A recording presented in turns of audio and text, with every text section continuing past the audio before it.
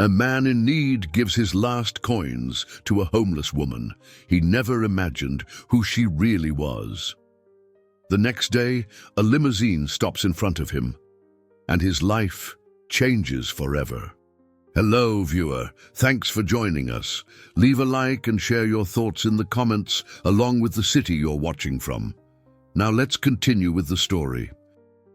John White, age 38, trudged along a chilly Chicago sidewalk with his head tucked low against the biting autumn wind. He had just left a dilapidated workshop, a place he once thought could offer him steady carpentry jobs. The musty smell of sawdust still clung to his jacket as he replayed a conversation with the workshop owner in his mind.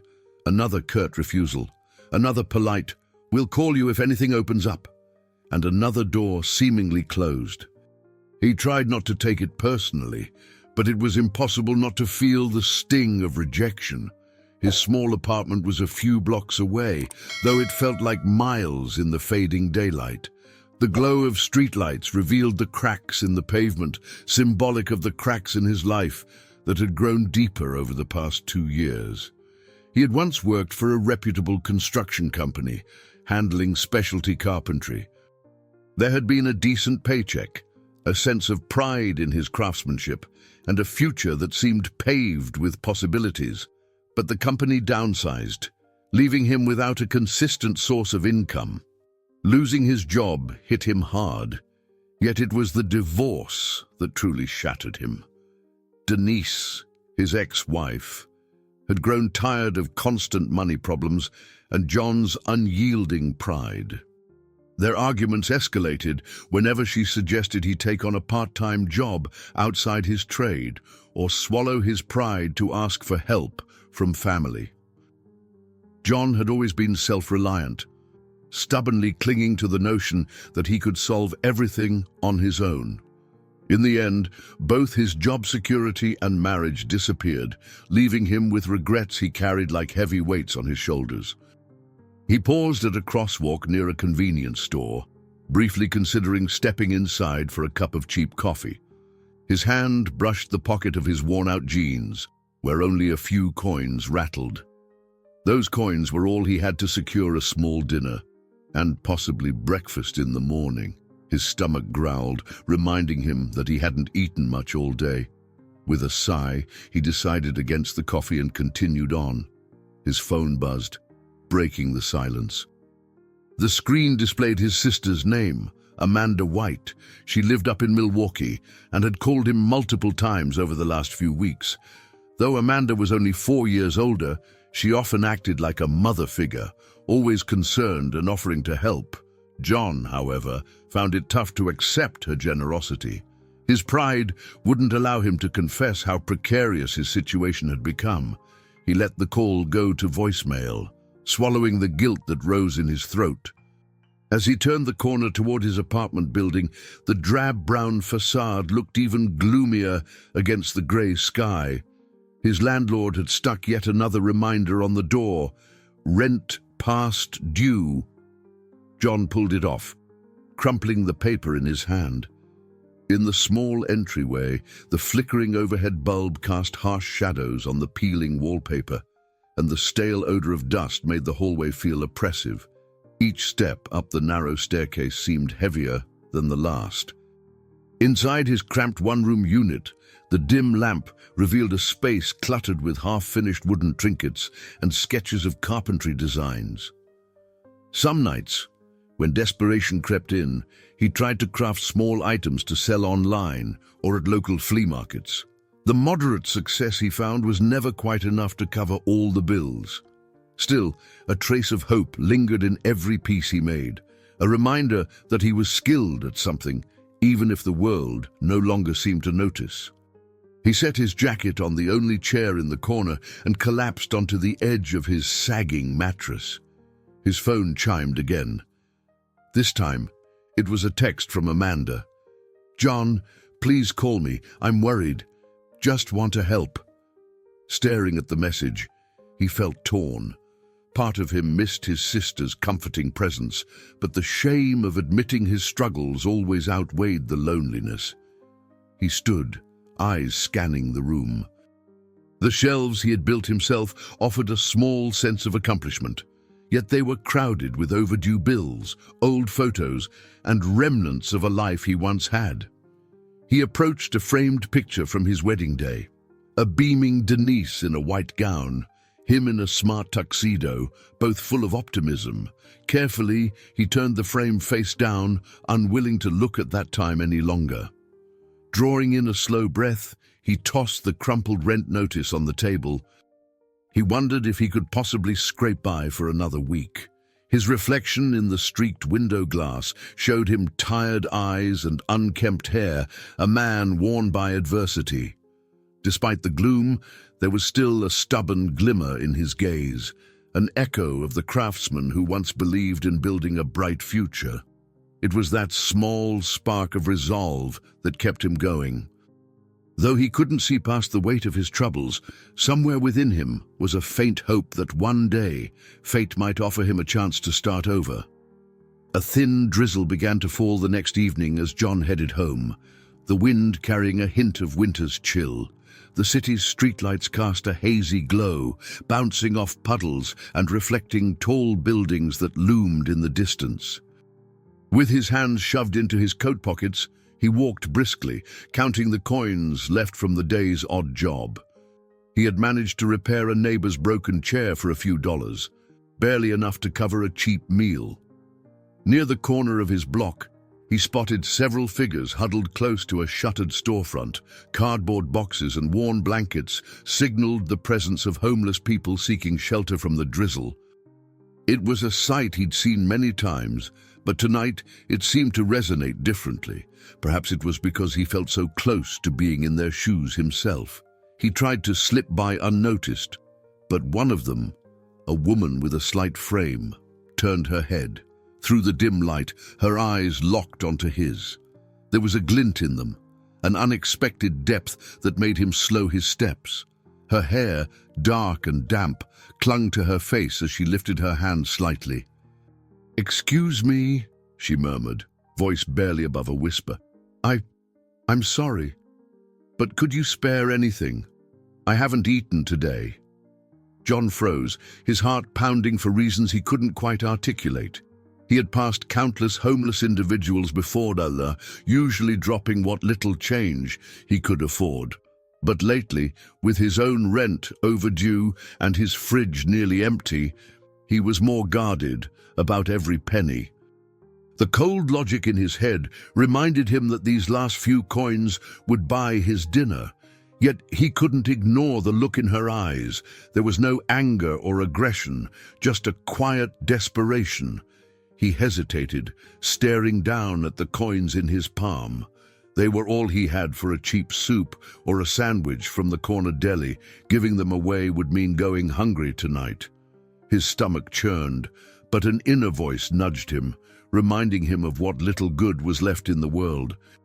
He knelt beside her, aware of how ragged he himself must look, and held out his hand. "It's not much," he said, placing the coins in hers, "but I hope it helps." Her fingers closed around them. For a fleeting moment, their gazes met once more, and she offered a faint smile of thanks. "You have no idea how much this means," she whispered. John gave a tight nod, standing up quickly. The drizzle had turned into a light rain, soaking through his worn coat. He stepped back into the flow of pedestrians, feeling a twinge of regret and relief all at once. Now he would go to bed on an empty stomach, but something inside him felt lighter. Reaching the door of his apartment building, he paused under the awning to shake off the rain. The landlord's notice from yesterday still weighed on his thoughts, and he felt foolish for having parted with his last bit of change. He mumbled to himself, "What was I thinking?" Shaking his head, he climbed the stairs and entered his apartment, the space feeling colder and lonelier than ever. As he placed his damp coat on the chair, his phone buzzed. Another message from Amanda lit up the screen. "I'm worried about you, Johnny. Please let me know you're okay." He slipped the phone onto the table without responding. The raw hunger gnawed at him, and he wished for something, anything, to fill his aching stomach. Instead, he busied himself by tidying his workspace, stacking leftover planks of wood and sorting through nails. His thoughts drifted to the homeless woman. He didn't catch her name, but something in her eyes lingered in his mind, a mix of gratitude and sorrow. He wondered if she had somewhere safe to go, or if she'd spend another night on that damp sidewalk. Despite the pangs of hunger, he felt a faint sense of peace at having done the right thing. He remembered how Denise used to say he had too big of a heart, that he couldn't fix everyone else's problems while ignoring his own. Yet, deep down, maybe he believed that acts of kindness had a way of coming back around. He settled onto his worn mattress, pulling a thin blanket up to his chin. Raindrops tapped against the window, and the distant hum of city traffic lulled him into a restless doze. His thoughts flickered between regret and a strange optimism, wondering if his small gesture on that rainy street might change anything at all. Somewhere in his half-sleep, he pictured the woman finding a warm meal or a dry place to rest, and his heart felt a touch lighter. Morning would bring more struggles, that much he knew. But for tonight, John let the dim flicker of hope carry him into uneasy dreams. John woke up to the sound of distant car horns and a throbbing ache in his stomach. He glanced at the alarm clock on the makeshift nightstand. 5:57 AM. The city was still pale with early dawn light, and the gloom of his cramped apartment pressed in on him. He hadn't eaten since lunchtime the previous day, and the hunger gnawed at his insides. Rubbing his eyes, he dragged himself to the tiny kitchenette to check if there was anything left. The fridge hummed ominously, nearly empty except for a half-eaten jar of peanut butter and a lone bottle of water. He sighed and grabbed a spoon, eating a bit of peanut butter to dull the sharpest edge of his hunger. Thoughts from the previous night rushed back. He replayed the moment he handed over his last coins to the homeless woman.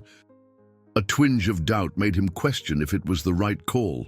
He pictured the landlord pounding on his door for rent money, or the electricity getting cut off.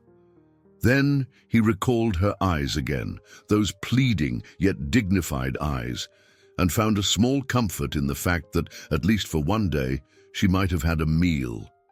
He moved to the rickety table in the corner, where a stack of bills lay in disarray. Each envelope felt like a weight pressing on him. As he sorted through them, he wondered whether he could buy more time by calling the utility company. He tried to push away the barrage of negative thoughts. He couldn't exactly regret helping someone in need, could he? His phone vibrated, startling him. It was a text from Amanda. "Hey, I know you might ignore this, but I'm here for you. I'll be in Chicago next weekend. Maybe we can meet." He closed his eyes, torn between relief at the possibility of seeing his sister and shame over his financial state. Part of him wanted to respond immediately, but old habits of hiding his problems ran deep. While the daylight grew stronger, he decided to focus on finding more odd jobs for the day. After a quick shower, he fumbled into his worn boots and pulled a threadbare hoodie over his head. He locked the apartment door, though he doubted there was much worth stealing inside, and started toward the area where he sometimes found small tasks. On the walk, he reflected on how quickly life had changed in the last couple of years. Once, he'd been the confident foreman of a carpentry crew, adept at building custom cabinets and proud of the home he shared with Denise. Now, he was just a man in a fraying hoodie, hoping a local shopkeeper might let him fix a broken shelf for a few bucks. His mind kept circling back to the idea that if he didn't find steady work soon, he'd be on the streets himself. The panic that welled up was overwhelming. What if he ran out of ways to survive? What if every door stayed shut? He tried to push these thoughts down, focusing on each step along the cracked sidewalk. Arriving at a small home renovation store, he spotted a sign reading, "Help wanted, part-time," taped to the glass. It wasn't his dream job, but it was something.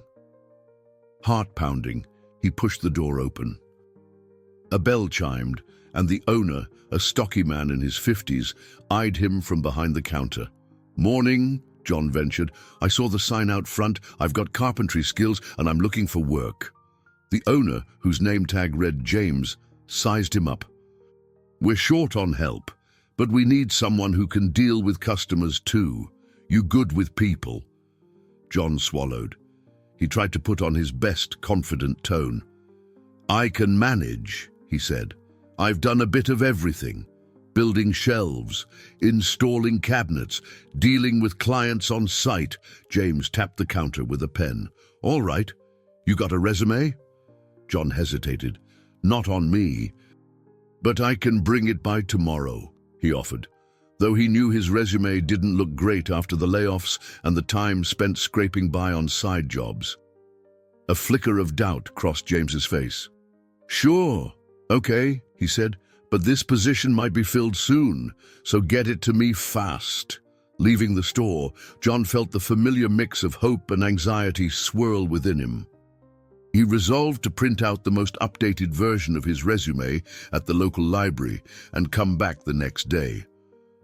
The opportunity felt fragile, like it could slip through his fingers at any moment. He walked a few blocks more, stopping at shops and small businesses to inquire about odd jobs. By noon, he'd had no luck. Exhaustion and hunger caught up with him, and he realized he couldn't even afford a cheap burger. His mind drifted again to the coins he gave to the homeless woman. A wave of self-doubt crashed over him. When he finally headed home, he felt a growing dread. His bank account hovered near zero, and as much as he tried to maintain a brave face, the truth was undeniable. He was one missed payment away from losing what little he had left. And in those moments of spiraling fear, he couldn't stop asking himself if a single act of kindness had been the final nail in his own coffin. Late that afternoon, John heard a sharp knock on his door. He tensed, suspecting it could be the landlord or a bill collector.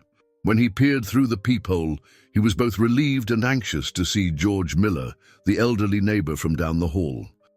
George was in his 70s with kind eyes and a stooped posture, often a source of neighborly chats about the changing seasons or the best way to seal a wooden deck.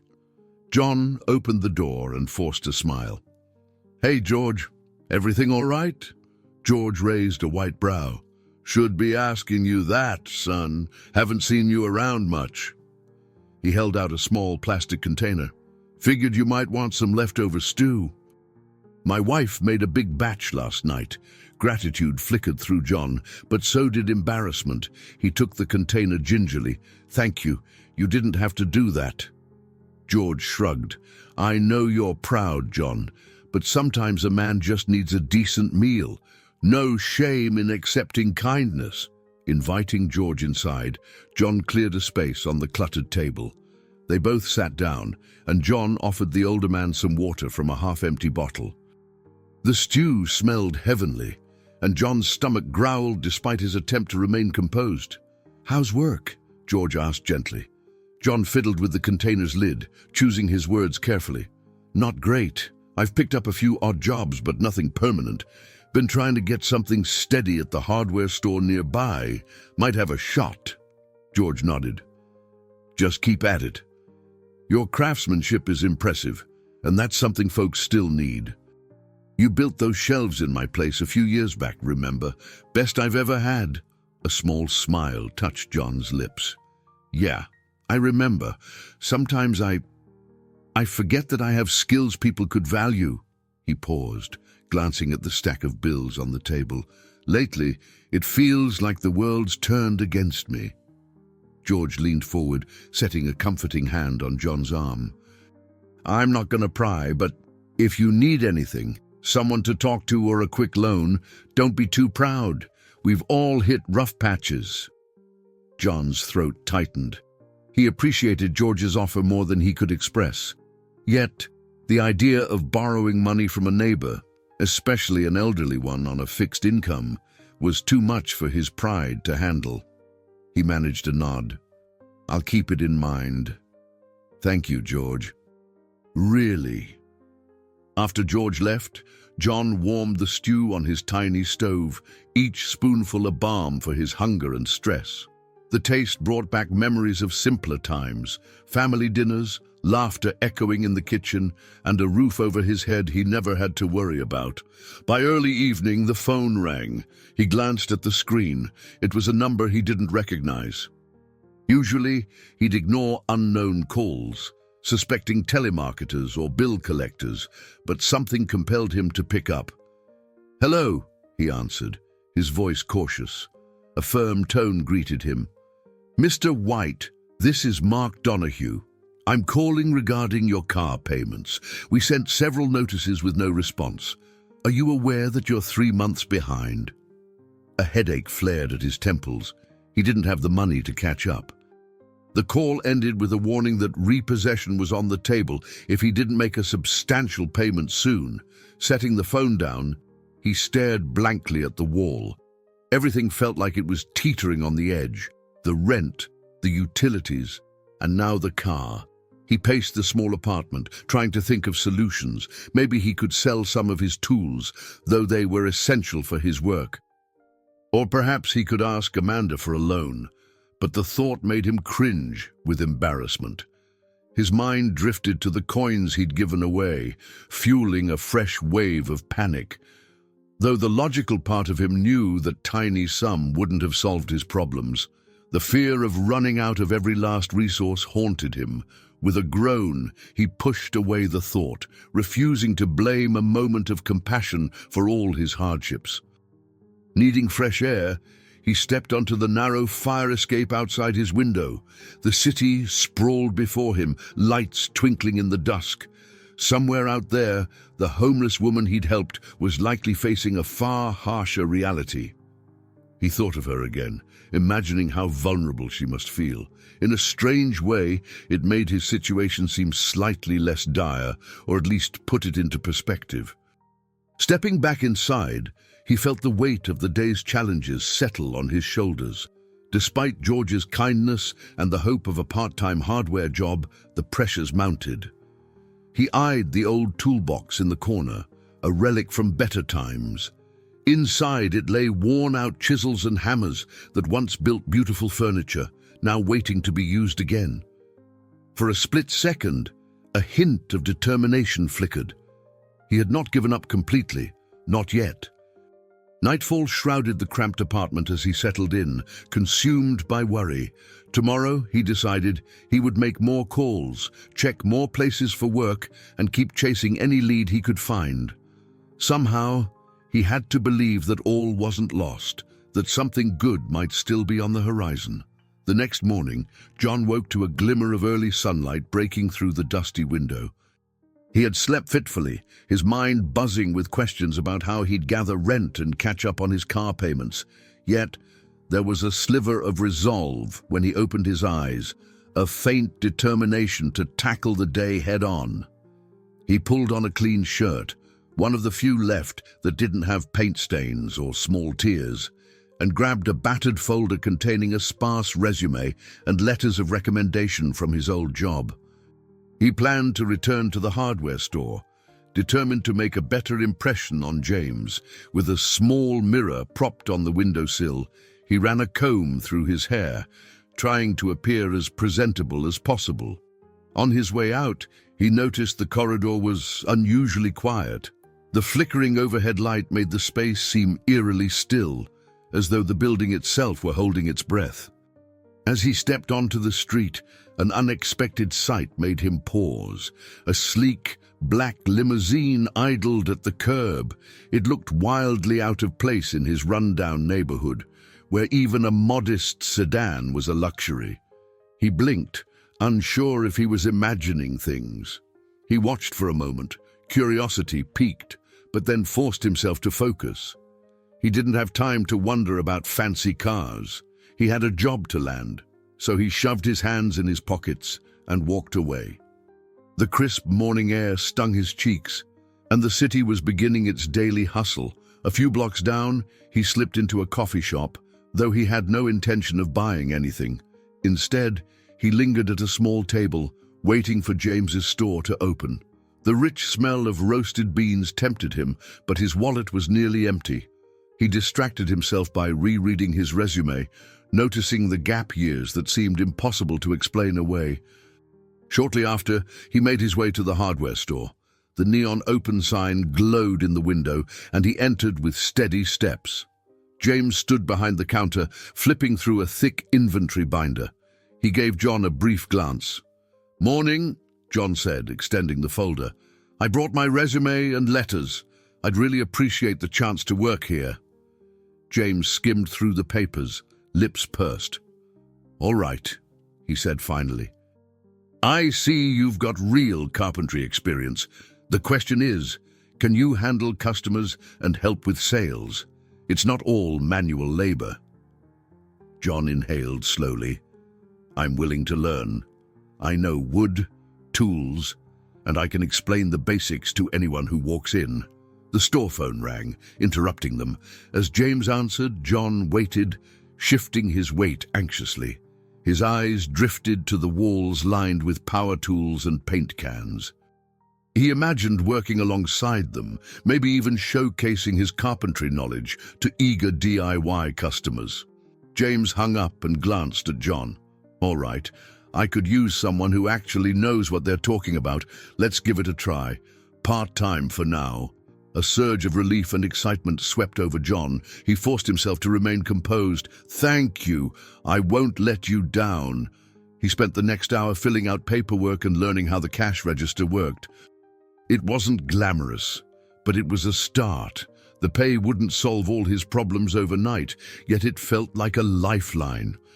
Around lunchtime, John stepped outside to take a breath and call the utility company, hoping to arrange a payment plan. As he scrolled through his contacts, his phone buzzed with a new message from a number he didn't recognize. "Good afternoon, Mr. White.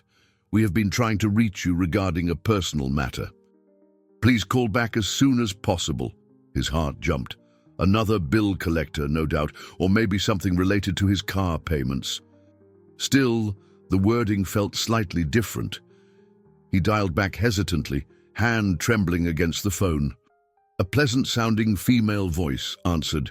"Mr. White, thank you for calling. I'm contacting you on behalf of Elena Jones. She requests an opportunity to speak with you at your earliest convenience. May I schedule a meeting?" John went silent, confused. "Elena, who?" "Elena Jones," the voice repeated politely. "She'd like to speak with you in person about a potential opportunity." John's mind raced as he tried to remember if he knew anyone named Elena Jones. The name didn't ring a bell, yet there was something about it that felt oddly familiar. He cleared his throat. "Could you, give me more details?" "I'm sorry, Mr. White, but I'm only authorized to set an appointment. Miss Jones will explain everything directly." He almost laughed at the absurdity. Here he was, barely scraping by, and someone claiming to represent a woman he'd never heard of was calling him about some vague opportunity. He rubbed the back of his neck. "All right, let's schedule it, I guess. I can't promise anything, but I'll hear her out." When he ended the call, he stood there on the sidewalk, mind spinning. Part of him suspected a scam. Another part, however, couldn't help but feel a sense of intrigue. For reasons he couldn't quite identify, the name Elena Jones resonated with a flicker of possibility. He walked back into the hardware store, slip of paper in hand with the appointment details. Even as he tried to focus on learning the store's layout, he couldn't shake a nagging curiosity about this unknown woman. Something about it felt like the first ripple of change in his otherwise stagnant life, an uncertain call that might lead him somewhere he never expected to go. The appointment John had scheduled with the mysterious Elena Jones weighed on his mind all day. Between assisting customers at the hardware store, pointing them toward pliers or showing them which lumber best suited a particular project, he found his thoughts drifting to the call he'd received. Late in the afternoon, James let him clock out early, sensing his distraction. John headed home with the slip of paper in his pocket. It bore an address in an upscale part of downtown Chicago, a place he rarely ventured. He wasn't even sure he could afford the bus fare to get there, but he was determined to show up. If there was an opportunity, he'd at least hear it out. Early the next morning, he boarded a bus that rattled past neat row houses, cafes with glass windows, and finally into a district filled with tall, gleaming office buildings. It felt like a world apart from the rundown neighborhood he called home. When he stepped off at his stop, he craned his neck, reading the street numbers until he found the right address, a sleek, modern high-rise with a polished exterior. The revolving doors at the entrance were made of tinted glass, and a uniformed doorman stood at attention, greeting people in tailored suits and expensive shoes. John smoothed the front of his only decent shirt, feeling out of place as he stepped inside the glossy lobby. A quick glance showed marble floors, potted plants, and an enormous reception desk behind which two attendants handled phone calls with efficient politeness. Approaching slowly, John cleared his throat. "Excuse me," he said. "I have an appointment with, Elena Jones." One of the attendants, her name tag read Caroline, flashed a professional smile. "Of course. May I have your name?" "John White." She tapped a few keys on her computer, then nodded and handed him a visitor's badge. "Elevators are to your right, sir. Miss Jones's office is on the 28th floor." Trying to quell the flutter of nerves in his gut, John thanked her and made his way to the elevator bank. As he rode up, he stared at his reflection in the mirrored interior, a tired man with eyes that showed equal parts determination and wariness. He tried to straighten his posture, reminding himself that he had a right to be here, even if he felt like an outsider. The 28th floor was hushed with plush carpeting that muffled every step. Frosted glass doors lined the hallway, each bearing the name of an executive or department. At the far end, a polished silver plaque read Elena Jones, Executive Office. He swallowed and pressed the door's intercom button. A woman with cropped black hair, wearing a crisp blouse, opened the door. "You must be John," she said, extending her hand. "I'm Monica Ramirez, Miss Jones's assistant. Please come in." Monica guided him through a spacious reception area where floor-to-ceiling windows offered a stunning view of the city skyline.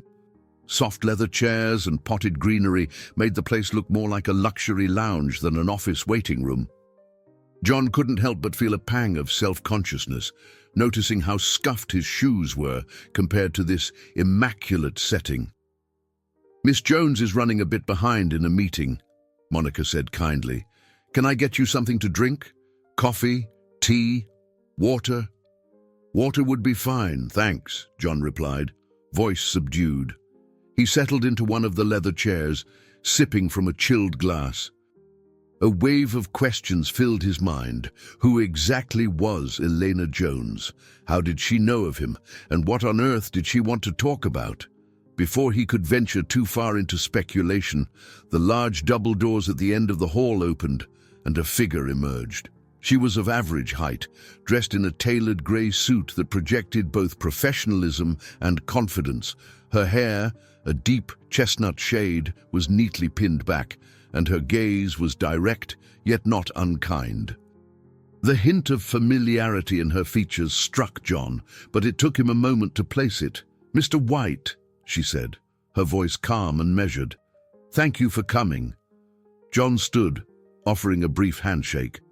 "Thanks for inviting me," he managed, meeting her eyes. There was something in them he recognized, an intensity similar to that of the homeless woman he had encountered. But that seemed impossible. Elena motioned for him to follow her into the office, a large space with sleek furnishings and tasteful decor. A modern painting hung on one wall, a subtle pop of color in the otherwise minimalist environment. She gestured for him to sit at a small conference table by the window. Monica quietly retreated, leaving them alone. Elena folded her hands on the table, studying John with a gentle seriousness. "I'm sure you have questions," she began, "so let me start by explaining how I came to learn about you." John nodded, trying to contain the swirl of confusion inside him. He reminded himself that, whatever happened here, he had nothing to lose by hearing her out, and if there was the faintest chance of a genuine opportunity, he needed to keep his mind open. Elena exhaled slowly, as if preparing to unveil a carefully guarded secret. "I think you'll find the answer surprising," she said quietly, "but I want you to know it comes from a place of gratitude." A sudden tension filled the air, and John's pulse quickened. He had no idea what lay ahead, but he felt like he was about to step through a door that would change his life in ways he could never have anticipated. John perched on the edge of his chair, alert to every word Elena spoke. She revealed that she managed a large investment firm with multiple philanthropic branches. More importantly, she implied she had a personal interest in acts of generosity carried out by everyday people, an interest that led her to discreetly observe certain neighborhoods. He listened intently, nodding when appropriate, even though the overall context felt surreal. He recalled the battered corners of his own apartment, the smell of stale air in the hallways, the daily grind of trying to keep his life afloat. How had he ended up in a glistening high-rise, talking to someone who looked every inch the polished corporate executive? "I came across your name," Elena said carefully, "after an incident you might find insignificant, but to me it was significant indeed." John's brow furrowed. "What incident?" She rested her clasped hands on the table. "A small act of charity you performed on a rainy evening. Does that ring a bell?" His mind flashed to the homeless woman who'd asked for spare change, the coins he'd given that left him with nothing for dinner. Slowly, the pieces began to fall into place. Could Elena be referencing that moment? It made no sense. "You see," Elena continued, "I sometimes go out in disguise to understand firsthand how people react to those in need. It's part of my personal research, and yes, it's unusual, but it tells me who genuinely cares." John's heart pounded. "Wait, that was you?" The corners of her mouth lifted in a subtle smile. "I was the woman on the corner, the one you gave your last coins to. I recognized the desperation in your eyes that night, yet you still found it in yourself to help me." Speechless, John struggled to process the revelation. Images flashed in his mind, her damp hair, the worn coat, the quiet plea for help. Now, he was face to face with the same person, but she was groomed, elegant, and clearly well off. He managed to say, I had no idea. You looked completely different." Elena nodded. "That's the point. I test the kindness of strangers because real compassion surfaces when people believe no one is watching, or when they think I'm just another homeless individual with nothing to offer in return." She paused, her gaze steady. "Your generosity truly moved me, John." An emotion he couldn't name flickered through his chest. He felt exposed, yet validated in a way he'd never experienced. "I'm not sure how to respond," he admitted. Elena brushed a stray strand of hair behind her ear. "No need for apologies or thanks. Instead, I have a proposal. My firm needs skilled, trustworthy individuals, not just for standard employment, but for a special project I'm planning."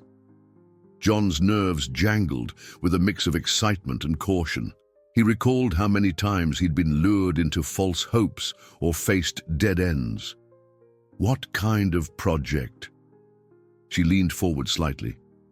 "It involves building and renovating homes for individuals in financial distress, a philanthropic endeavor that pairs well with my investment strategies. I've seen your work history and know your carpentry skills could be invaluable.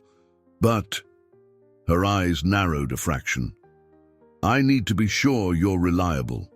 A man's character matters more to me than his resume." He exhaled shakily, thinking of his overdue bills, his precarious finances, and the store job he'd just landed. "You barely know me. Why give me this chance?" Eleanor's expression was calm but firm. "Because you gave your last bit of money to a stranger without expecting a thing in return. People like you are rare. I want to see if you can bring that spirit into something bigger." An internal war raged within him. On one side, a rush of hope that this might be the breakthrough he so desperately needed. On the other, deep-seated fear that he might fail again, that he'd disappoint anyone who believed in him. He remembered how Denise left, how job after job slipped through his fingers, how his pride had walled him off from those who cared. Finally, he said, "I'm interested, but I have to be honest. I'm barely making ends meet. If this is some kind of test, I'm not sure I can pass." Elena studied him, compassion evident in her gaze. "I'm not asking you to risk everything without support. I'll arrange resources and guidance. All I ask is that you remain honest and dedicated. If you decide this isn't for you, there's no penalty. You can walk away." John felt tears prick at the back of his eyes, though he blinked them away. He couldn't remember the last time someone offered him genuine help without strings attached. "All right," he said at last, his voice hoarse. "I'll do my best." Standing, Elena extended her hand. "Then let's begin, shall we?" He shook her hand, and in that moment he sensed his life shifting course. Despite lingering doubts, he felt a spark of possibility. He was leaving behind the grey routine of constant struggle and stepping onto a path that might lead to redemption, or at least a chance to reclaim his dignity. The next day, John stepped outside his apartment building to see a sleek black car, less ostentatious than a limousine but clearly expensive, waiting by the curb. It was still early, and the Chicago morning air held a crisp chill that nipped at his cheeks. A suited driver emerged, greeting him with a polite nod. "Good morning, Mr. White," the driver said, opening the back door. "Miss Jones asked me to bring you to the site." John's heart thumped, a mix of excitement and apprehension.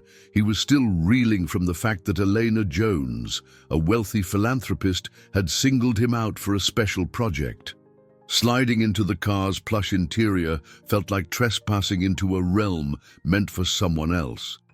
As they navigated the busy streets, he noticed neighborhoods shifting from the familiar low-rent blocks to more prosperous areas with tidy sidewalks and well-kept lawns. Eventually, the driver turned onto a quieter street near the outskirts of the city. A row of rundown houses came into view, some with boarded-up windows and weathered facades. It was here, according to Elena's brief explanation, that her project was meant to take root. When the car stopped, John stepped onto a patch of cracked sidewalk. Elena stood near one of the dilapidated houses, wearing jeans and sturdy boots that contrasted sharply with her previously formal attire. She waved as he approached. "I like to see things firsthand," she explained, gesturing to the house. "No better way to understand a neighborhood's challenges than walking right through them." John scanned the scene, peeling paint, crumbling steps, a sagging porch roof. His carpentry instincts kicked in immediately, noting the structural weaknesses and the possible costs of renovation. He found himself stepping forward, lightly pressing his palm against the porch railing to gauge how loose it was. Behind him, the driver remained in the car, presumably waiting. Elena turned to John, crossing her arms casually. "I plan to buy these houses in bulk, renovate them, and then sell or rent them at affordable rates to families who otherwise couldn't secure decent housing. It's a challenging model, balancing philanthropic goals and financial feasibility, but I believe it can work." John nodded, the wheels of his mind spinning. "That's ambitious, but I can see the appeal." A lot of working-class folks can't afford to fix places like this, even if the price is right. Exactly, Elena said. I'm hoping we can involve volunteers, government grants, and private investors who share our vision.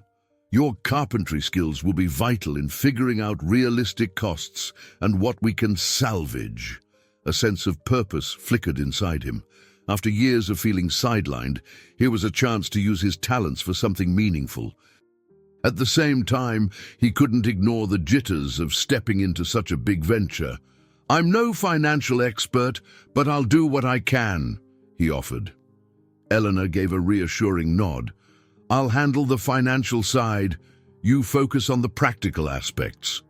What needs to be rebuilt, what can be repaired, and how many workers you'll need.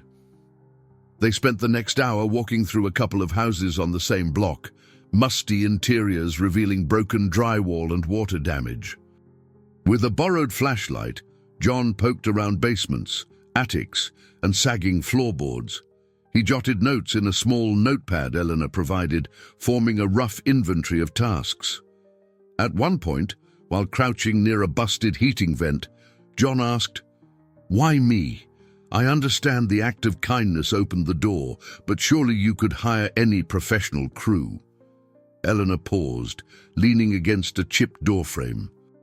"I could, but the whole point is to combine social responsibility with the right kind of leadership. Someone who's been down on his luck but still believes in compassion. In my experience, that perspective is rare." Her words sent a tremor of gratitude through him. He couldn't recall the last time someone saw any worth in his struggles. "I'll do my best not to let you down," he said quietly. They finished the walkthrough, stepping outside into the brisk midday sun. A local resident peered through a curtain, curiosity evident. Elena flashed a smile at the window before turning to John. "Ready to see something else?" He nodded. She led him across the street, where a newer but still modest home stood in stark contrast. "I funded this as a pilot project last year," she explained. "Families moved in recently. You can see the difference a little effort makes." The lawn was small but neatly trimmed, and the siding appeared freshly painted. A mother and two children emerged, waving at Elena. The kids chased each other around with playful squeals. John felt a surge of emotion watching them. It wasn't luxury, but it was stability, a place they could be proud to call home. On the drive back, Elena asked John about his background, where he grew up, how he learned carpentry, and the types of projects he found most rewarding. Her genuine interest disarmed him. He spoke openly about his early passion for building things, the satisfaction of shaping raw materials into something useful, and even the humiliation he'd felt after his divorce and job losses. Her patience in listening made him realize that maybe this new world wasn't just about glitzy offices or philanthropic ventures, but about connecting with people who believed in second chances. The day ended with Elena dropping him off at his apartment, reminding him that they'd meet soon to discuss the project's next steps. John stood on the sidewalk, watching the black car disappear around the corner. He felt a strange mix of excitement and trepidation. He was stepping into an environment far beyond anything he'd known, one filled with possibility but also demands he wasn't sure he could meet. For the first time in a long while, though, he felt a small seed of optimism taking root. Within a few days, John found himself thrown into a whirlwind of meetings, site visits, and endless questions. Elena had looped him into daily planning sessions with her team. He'd rise early, take the bus downtown, and find himself in polished conference rooms surrounded by people dressed in crisp suits, discussing budgets and timelines.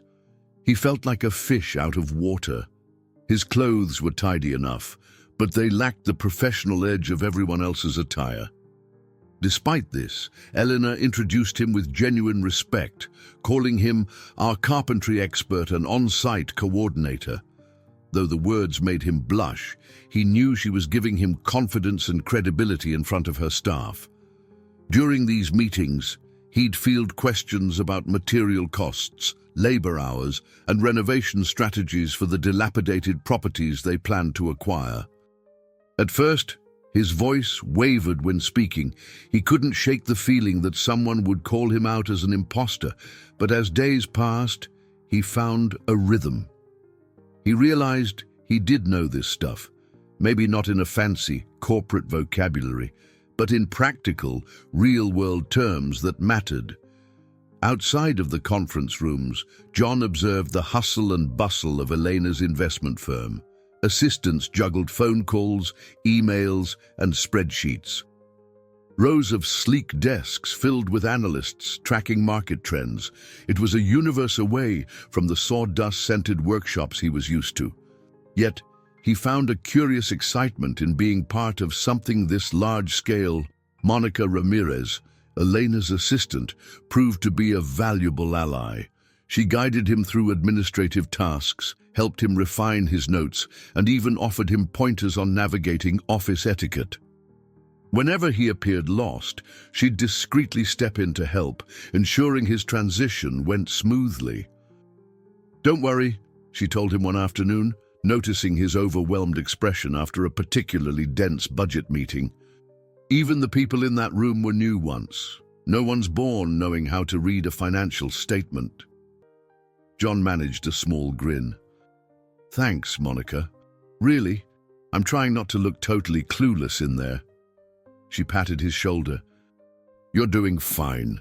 Your expertise is something they don't have. Keep sharing it. It's valuable." He appreciated her reassurance more than he could say. Adapting to office culture was tough. Everything moved fast, and decisions often felt abstract compared to the tangible reality of building houses. Still, he sensed that Elena relied on him to keep things grounded. In the evenings, he'd return to his apartment, exhausted. The hardware store job had been put on hold with James's reluctant blessing. "You can come back if it doesn't work out," James had said, shaking his head in a mix of skepticism and mild envy. Now, John's focus was on this new project. Sometimes, as he lay awake on his worn mattress, he questioned whether he truly fit into Elena's world. She was polished, confident, and undeniably wealthy, yet there was a sincerity in her that made him want to impress her on a personal level, not just professionally. Their conversations occasionally strayed from work. Over lunch, she might ask, "How did you learn to fix old wood floors so perfectly?" He'd explain how his grandfather taught him the trade when he was a teen. Or she'd share anecdotes about her own childhood in a struggling neighborhood, her father's small mechanic shop, the challenges her family faced. Their stories, though different, had common threads of perseverance and hope. One afternoon, Elena asked him to join her at a charity dinner in a few weeks. It would be a fundraiser for the housing project. He hesitated, imagining formal attire and a room full of affluent donors. I don't exactly own a tux," he said with a nervous laugh. She waved off his concern. "It doesn't have to be a tux. Just come as you are, or whatever makes you feel comfortable. I want the donors to hear firsthand from someone who knows this work on a practical level." Feeling a knot in his stomach, he nodded, aware that this would be another test of his adaptability. But if it could help secure funding for the project and highlight the people who needed safe homes, he'd find a way to manage the formal setting. On top of everything, John tried to keep up with phone calls from Amanda. She'd be visiting soon, and while he was glad to hear from his sister, he wasn't sure how to explain the sudden change in his fortunes. Part of him feared jinxing it by mentioning it too soon. Despite the uncertainties, he pushed forward. He was learning a new language of budgets, proposals, and social ventures. He tried to see it as just another craft, like building a piece of furniture, only now the wood was spreadsheets and financial plans. Each day he walked into that office, he felt a mixture of nerves and a growing sense of pride. For the first time in a very long while, he wasn't just surviving, he was learning to thrive. One bright morning, John arrived at the firm's office to find a note from Elena waiting on his desk in the small corner she had designated for him. "Join us in the conference room at 10 a.m. There's someone I'd like you to meet." Curious, he settled in to organize his notes about material suppliers and budgeting for demolition work. Promptly at 10, he made his way to the glass-walled meeting space. Inside, Elena stood alongside two individuals he recognized from prior introductions, Peter Chapman, the firm's main legal advisor, and Carla Bennett, the director of philanthropic projects. Peter was in his mid-50s, tall and composed, with a crisp navy suit and a stack of documents in hand. Carla, a woman in her early 40s, gave off a warm vibe. She wore a simple blouse and spoke in a caring tone that immediately put John at ease. "Good morning," Elena said, motioning for John to join them at the table. "I wanted to gather us all because we have an opportunity to expand the housing project. But before we proceed, I think it's important we get input from everyone involved." Carla sat forward, hands clasped. "We've secured a preliminary agreement with a community organization on the south side to renovate a row of abandoned houses. They'll provide volunteers while we handle the structural rebuild and funding." She glanced at John. "We need someone to oversee the on-site coordination, someone who understands both the technical and human side of this work." John felt a stir of excitement, tempered by a twinge of nerves. I'd be honored. I'll need a good team, though." "That's where I come in," Carla said, smiling. "I've worked with local nonprofits for years. We've got volunteers lined up, some with basic construction skills, others just willing to lend a hand. My role is to make sure everything runs smoothly on the social front, from permits to community relations." Peter interjected, his tone more formal. "And I'll handle the legalities, acquiring properties, drafting contracts, ensuring liability coverage for volunteers. Also, I'll address any neighborhood disputes that might arise." John appreciated how each person brought a specific expertise. He was struck by how genuine Carla's passion was when she spoke about helping families in need. Peter's stern exterior seemed to soften whenever Carla mentioned the project's philanthropic angle. Clearly, they both cared, each in their own way. Elena nodded. "We're all allies here, working toward the same goal. I wanted to introduce you properly, John, because the success of this project depends on seamless collaboration." She looked at Carla. "I trust you'll guide him through the non-profit angle better than I could." Carla patted a thick folder in front of her. "Absolutely. And John, don't worry if this seems overwhelming. We all have to rely on each other's strengths. You just bring that carpentry and on-the-ground know-how." Feeling a wave of gratitude, John smiled. "I appreciate that. It's nice not to feel alone in this." Peter added, "In a month or so, we'll likely host a community outreach event. We'll explain the renovations, gather more local volunteers, and hopefully attract additional funding. Elena believes your testimony, coming from a skilled tradesman who's seen tough times, will resonate." The mention of his personal struggles made John flinch inside, but he recognized the truth in Peter's words.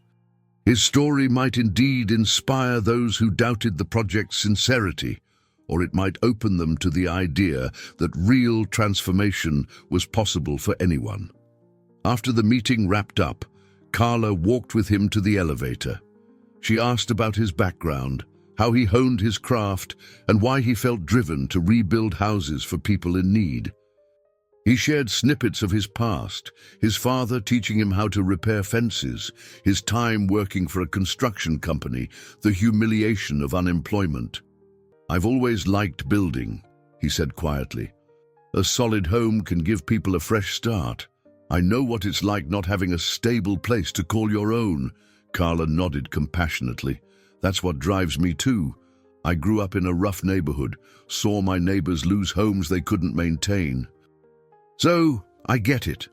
They parted ways in the lobby, each off to separate tasks.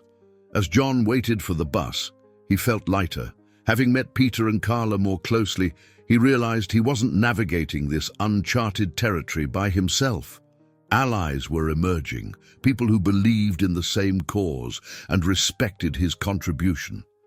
He reflected on the stark contrast between this collaborative environment and the isolated sense of failure he'd carried for so long. A tiny surge of hope welled up.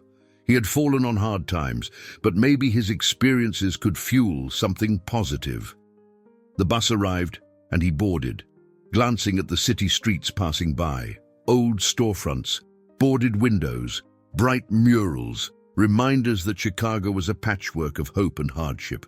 He wondered if he'd soon help transform some of these abandoned corners into places families could thrive.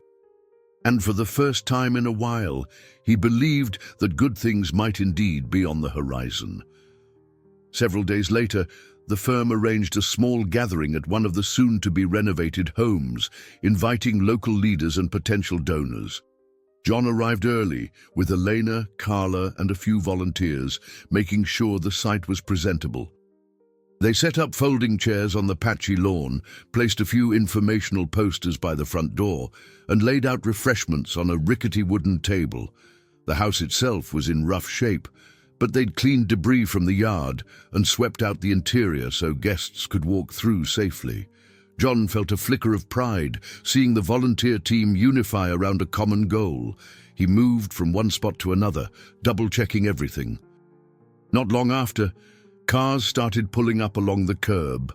Local non-profit representatives arrived, some wearing casual attire, others sporting business suits. Neighbors meandered over, curious to see what was happening. A middle-aged woman named Brenda, who lived 2 doors down, stood by the fence, chatting with a volunteer about her own concerns regarding property values and safety. John did his best to reassure people that the project aimed to stabilize, not disrupt, their neighborhood. Amid the growing crowd, a silver sedan rolled up, and a tall man with slicked-back hair stepped out. He wore a fine suit and sunglasses, exuding an air of authority. John noticed Elena stiffen slightly as she spotted him. She leaned in to whisper, "That's Brian Mitchell, my ex-business partner." John remembered Elena mentioning she'd had a falling out with someone she once trusted. Apparently, Brian still had ties to the firm, even if unofficially. With the sure-footed confidence of someone used to being in control, Brian strolled over and gave Elena a polite but cold nod. "Quite the community shindig you have here," he said, removing his sunglasses. "I'm surprised your investment group is dabbling in low-income housing, Elena. Doesn't exactly yield the highest returns?" Elena's expression remained poised. "We've discussed this, Brian. My priorities have shifted, and I believe in social impact alongside profit. Besides, I don't recall needing your approval." He chuckled, a note of condescension in his voice. "I'm not here to grant approval, just observing. Word got around the office about your new philanthropic angle." His gaze flicked to John. "So you're the golden carpenter I've heard about?" "Yes, the charity case turned hero." John felt a flush rising to his cheeks. He stepped forward, trying to maintain civility. "Name's John White. Not sure about hero, but I know how to fix up a place, if that's what you mean." Brian looked him up and down. "Elena has an eye for interesting projects, but her taste in personal acquaintances can be questionable. I hope you're not simply taking advantage of her goodwill." Tension thickened in the air. Carla and Peter, who had been greeting other guests, noticed the exchange and ambled over. Peter cleared his throat, positioning himself subtly between John and Brian. "We're glad you could make it, Brian," he said in a level tone. "Elena's approach is innovative, and we welcome any support or feedback." Brian offered a tight smile. "Feedback is free, support is another matter. I'll watch how this unfolds. After all, I still hold shares in some of Elena's ventures." He turned to John again, gaze icy. "A single misstep could sink this project's credibility. Do you really think you can handle that pressure?" John swallowed hard, anger flaring.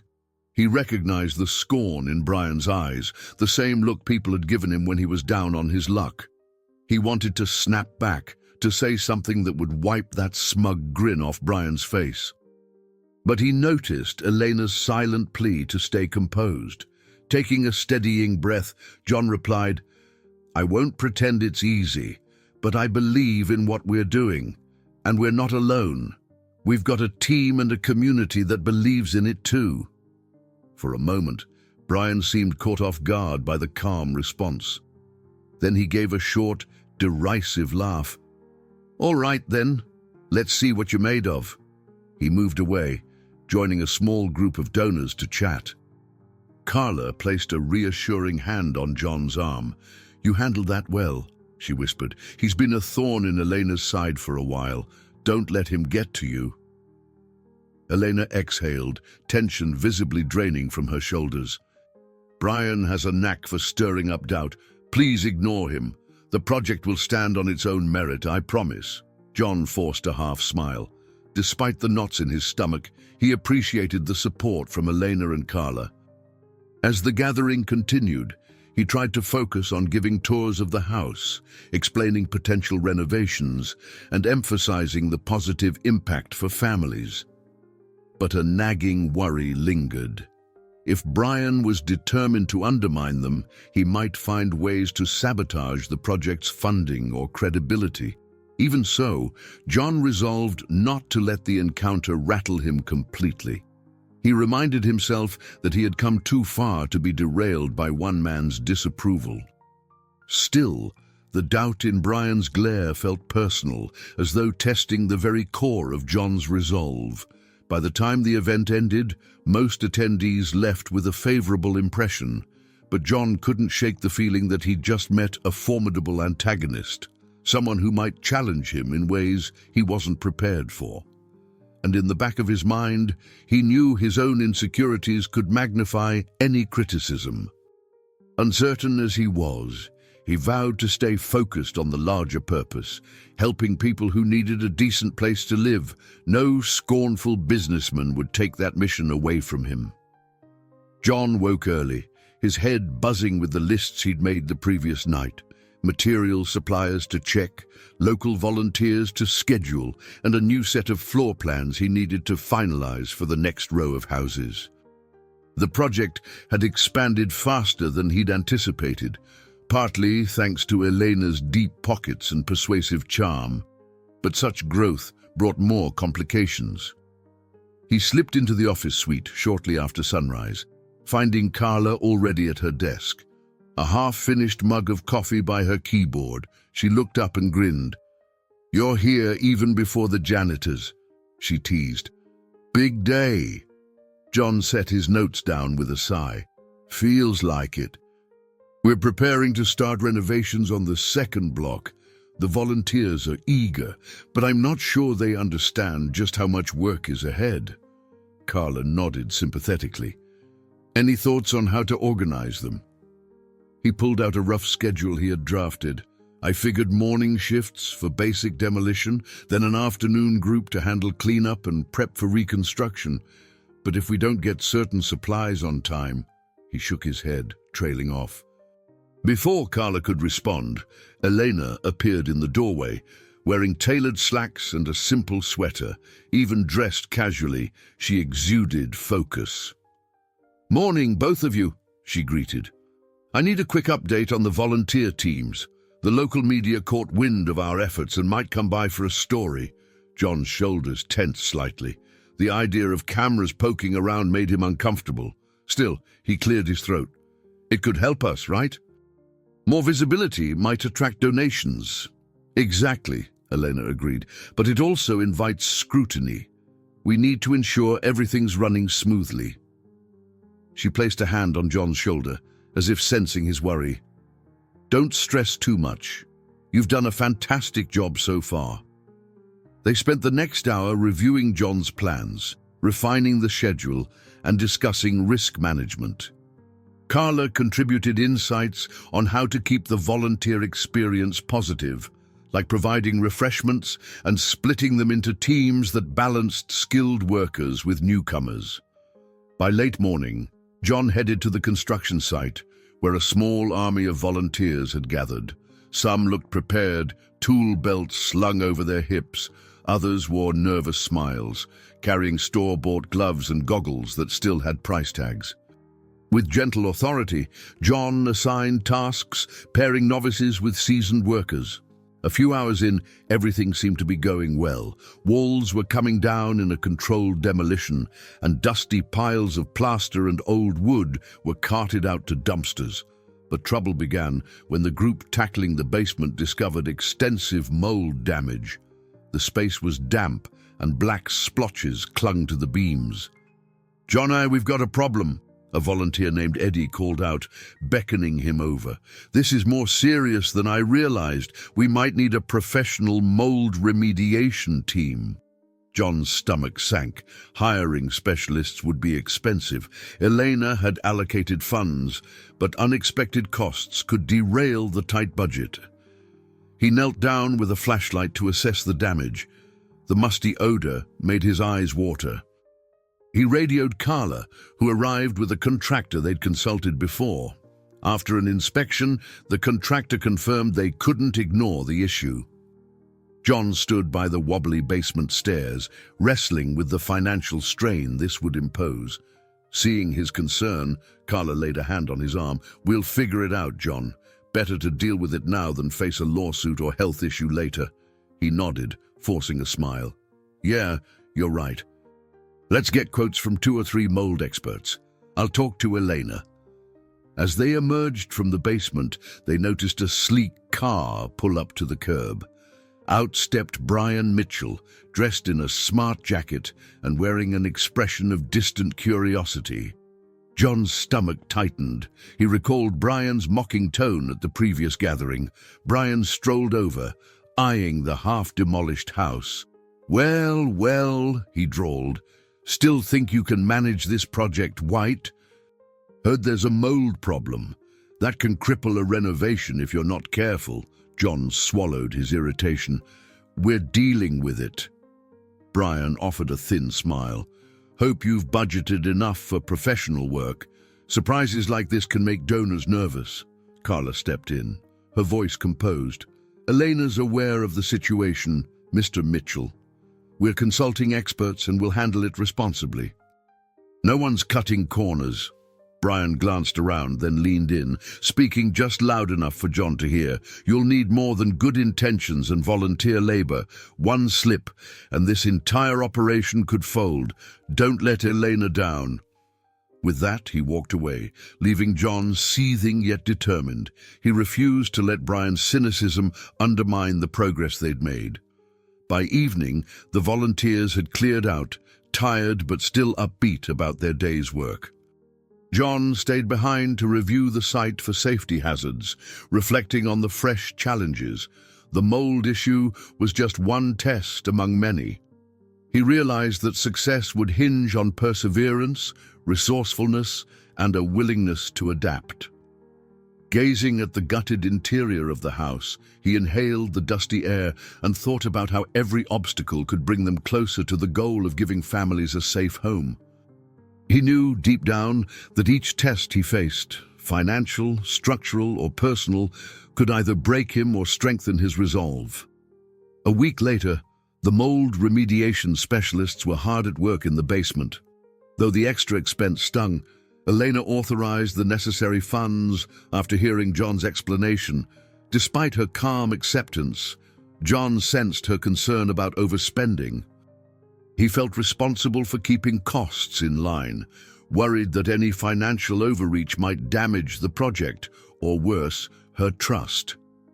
In the midst of these anxieties, John received a text from his ex-wife, Denise, that made his heart lurch. "We need to talk. Urgent." He wasn't sure he wanted to open that door. Their divorce had left deep scars, and they'd barely spoken since. But the word urgent rattled him.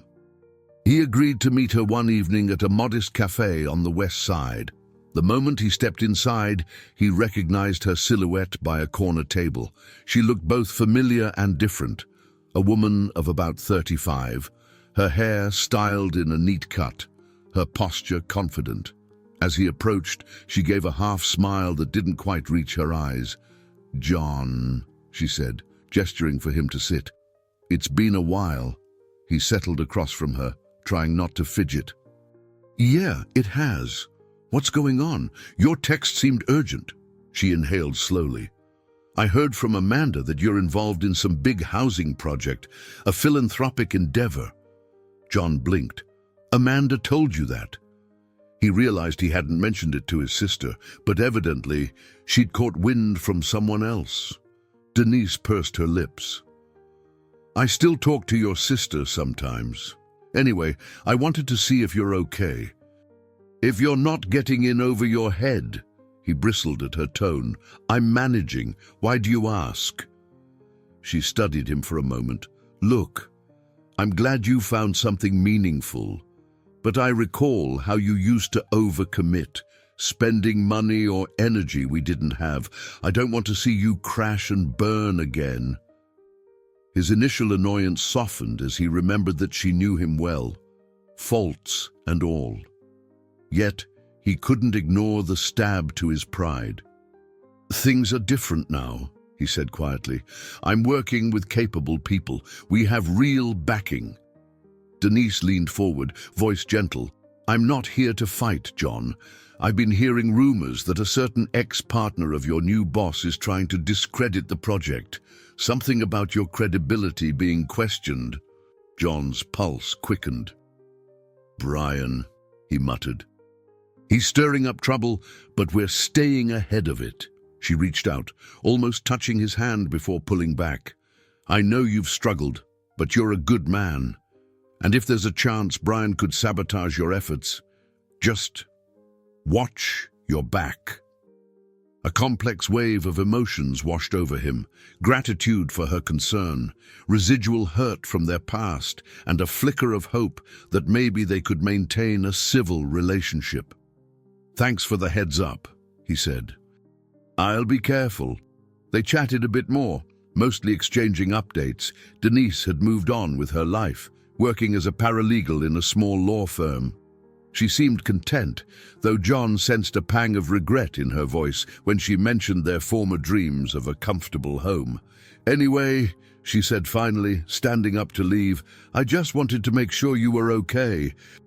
I know things ended badly between us, but you deserve to succeed in something you're passionate about."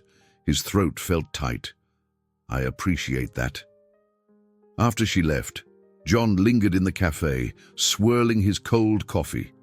The conversation had reopened old wounds, reminding him of mistakes he'd made, how his pride and tunnel vision had driven a wedge between them. Yet it also revealed something else. She still believed in his core decency, despite everything. He paid his bill and walked out into the crisp evening air, his thoughts churning. Had he truly changed enough not to repeat old patterns? Could he handle the mounting pressures of the project without letting them consume him? And what about Brian's manipulations? How far could they go in undermining the trust Elena placed in him? Staring at the neon lights of a distant gas station, he made a silent promise to himself. No matter what ghosts the past brought forward, he would remain focused and truthful. The sting of failure still haunted him, but perhaps that same sting would keep him vigilant. Stepping onto the bus that would take him home, he resolved not to let regret shape his future. The following week, John found himself facing what felt like a monumental hurdle: the city's permit office. To renovate multiple homes in a formerly neglected neighborhood, he needed a variety of approvals. He also needed sign-offs from local inspectors, environmental agencies, and community boards. While Elena's legal team, led by Peter, handled the bulk of it, John had to appear at a public hearing to speak about the technical aspects of the project. He stood outside the municipal building on a brisk morning, balancing a binder of documents under one arm. Carla joined him, carrying her own stack of papers. "You look nervous," she commented, giving him a reassuring smile. He exhaled slowly. "I am," Public speaking isn't exactly my strong suit, and city officials can be tough." She nodded. "They're wary of any development that might gentrify an area or disrupt the locals. But remember, our plan focuses on affordable housing. Just be honest about the benefits." Inside, they navigated a maze of hallways until they reached a stark conference room with rows of folding chairs. A handful of concerned residents sat near the front, scanning the agenda. At the head of the room, several city officials shuffled through papers. A short time later, Elena arrived in tailored business attire, offering a polite greeting to the council members. John scanned the crowd, spotting a familiar figure leaning against the back wall. Brian Mitchell, arms folded, expression unreadable. The sight triggered an immediate surge of unease. He recalled Denise's warning, suspecting Brian might try to sow doubt in front of the city officials. Sure enough, after the initial formalities, the council chair welcomed Elena and her team to present. Carla spoke eloquently about the social impact, explaining how renovated homes would be sold or rented below market rates, helping families in dire need. She highlighted the strong volunteer base, the partnerships with local non-profits, and the careful budget planning. When it was John's turn, his heart hammered. He swallowed, stepping up to the microphone. Carefully, he laid out details of structural improvements, mold remediation, and sustainable materials. He noted how the design aimed to preserve each home's character while ensuring safety and modern efficiency. One council member, an older woman with glasses perched at the end of her nose, asked, "Mr. White, do you have the experience to oversee such a large-scale renovation? We understand you've had some financial difficulties in the past. Are you sure you can manage resources effectively?" His cheeks heated. He felt Brian's gaze boring into him from the back. "I don't deny my past setbacks, ma'am," he said, voice controlled. "But I've been working closely with this team to make sure every stage is monitored. We have processes for accountability and each expense is tracked. My role is to provide the hands-on carpentry insight, something I've done for more than 15 years. The councilwoman nodded slowly, though her expression remained guarded. Another member chimed in about ensuring local labor was hired. John explained how they intended to involve community workers and volunteers, hoping to bolster the local economy. Just as he started to believe things were going smoothly, Brian stood, politely requesting to speak. The chair recognized him. Stepping forward, Brian offered a courteous nod to the council. "I admire Miss Jones's philanthropic streak," he began. "But I also know that housing projects can become bottomless money pits if not managed professionally. I'm curious, do we have a guarantee these renovations won't stall halfway, leaving half-gutted houses and disappointed families?" John clenched his fists at his sides. Before he could speak, Elena calmly responded. "We have full funding allocated for the initial phase. Our legal framework ensures continuous oversight, and additional donors have pledged support. We won't be abandoning these properties." Brian's gaze flicked to John. "And you trust Mr. White completely? No concerns about his ability to handle unforeseen complications? We all know how frequently he's changed jobs recently." A tense silence filled the room. John felt a protective anger rise, but Elena maintained her composure. "We trust John because he's proven his diligence and integrity," she said firmly. "He's been transparent about his past struggles, and those experiences, if anything, have made him more empathetic and resourceful." A quiet murmur moved through the room, some onlookers exchanging glances. Brian gave a casual shrug, as though satisfied he'd planted seeds of doubt, and returned to his spot. The council chair thanked everyone for their time and promised a decision within a week. As the meeting adjourned, Carla grasped John's elbow. "You handled yourself well," she whispered, attempting a reassuring smile. "Don't let him rattle you." He nodded absently. eyes lingering on Brian, who slipped out a side door. A heavy weight settled in John's stomach. It wasn't just about the project anymore. It felt personal. Brian's needling made him confront his insecurities, pressing the old wounds that screamed he wasn't good enough. Elena caught his gaze, her eyes filled with empathy. "We'll get through this," she said quietly. "We've come too far to fail now." Yet John couldn't shake the thought that everything, his new sense of purpose, the community's hope, hung by a thread. If the council was swayed by Brian's insinuations, or if unexpected hurdles multiplied, the entire venture could crumble. Outside, the wind had picked up, blowing a chill that cut through John's jacket. He hunched his shoulders and followed Elena and Carla to the car, forcing himself to believe that the next phase of this journey would bring them closer to success. But inside, anxiety brewed. Each new challenge felt bigger, pushing him to wonder if he had enough resilience left to see it through. Days stretched into a tense week. Whenever John checked his phone or email, a coil of dread gripped his gut. He knew the city council's decision would define the next steps. If they denied or delayed permits, the project might stall indefinitely. Late on a Thursday afternoon, as he was helping volunteers patch a leaky roof, Carla burst onto the site, waving her phone above her head. "They approved us," she shouted. "We got the permits." A collective cheer rose from the half-dozen workers scattered across the yard, hammers and tools momentarily abandoned. John nearly lost his balance on the ladder he was perched upon, the rush of relief making his head spin. Carefully, he descended, feeling unsteady yet exhilarated.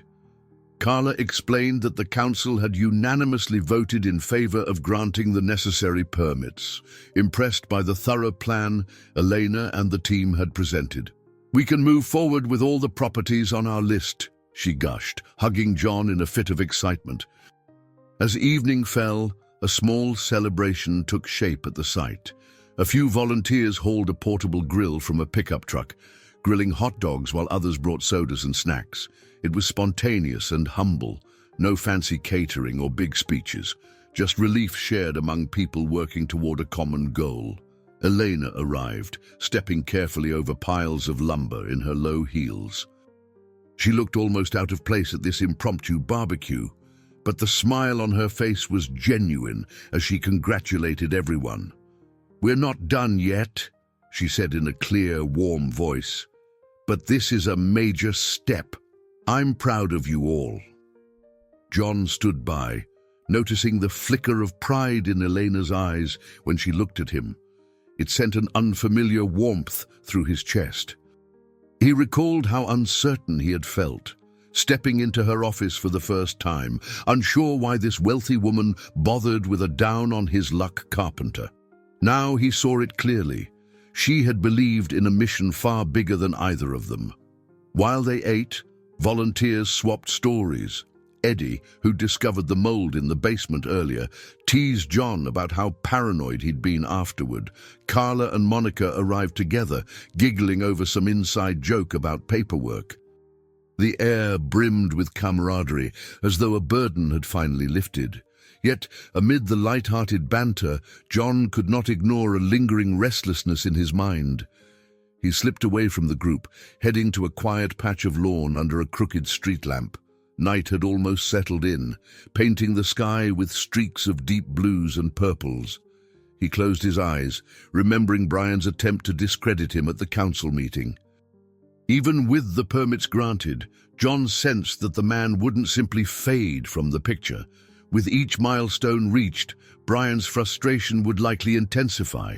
John told himself he should be overjoyed about the council's approval, and he was, but he also worried if an even larger obstacle loomed, would the group's unity hold firm? Footsteps crunched on the sparse grass behind him. Elena's voice, low and gentle, reached his ears. "Hiding out here?" He turned, offering a half-smile. "Just needed a breather. It's a lot to take in." She stood beside him, folding her arms against the chilly breeze.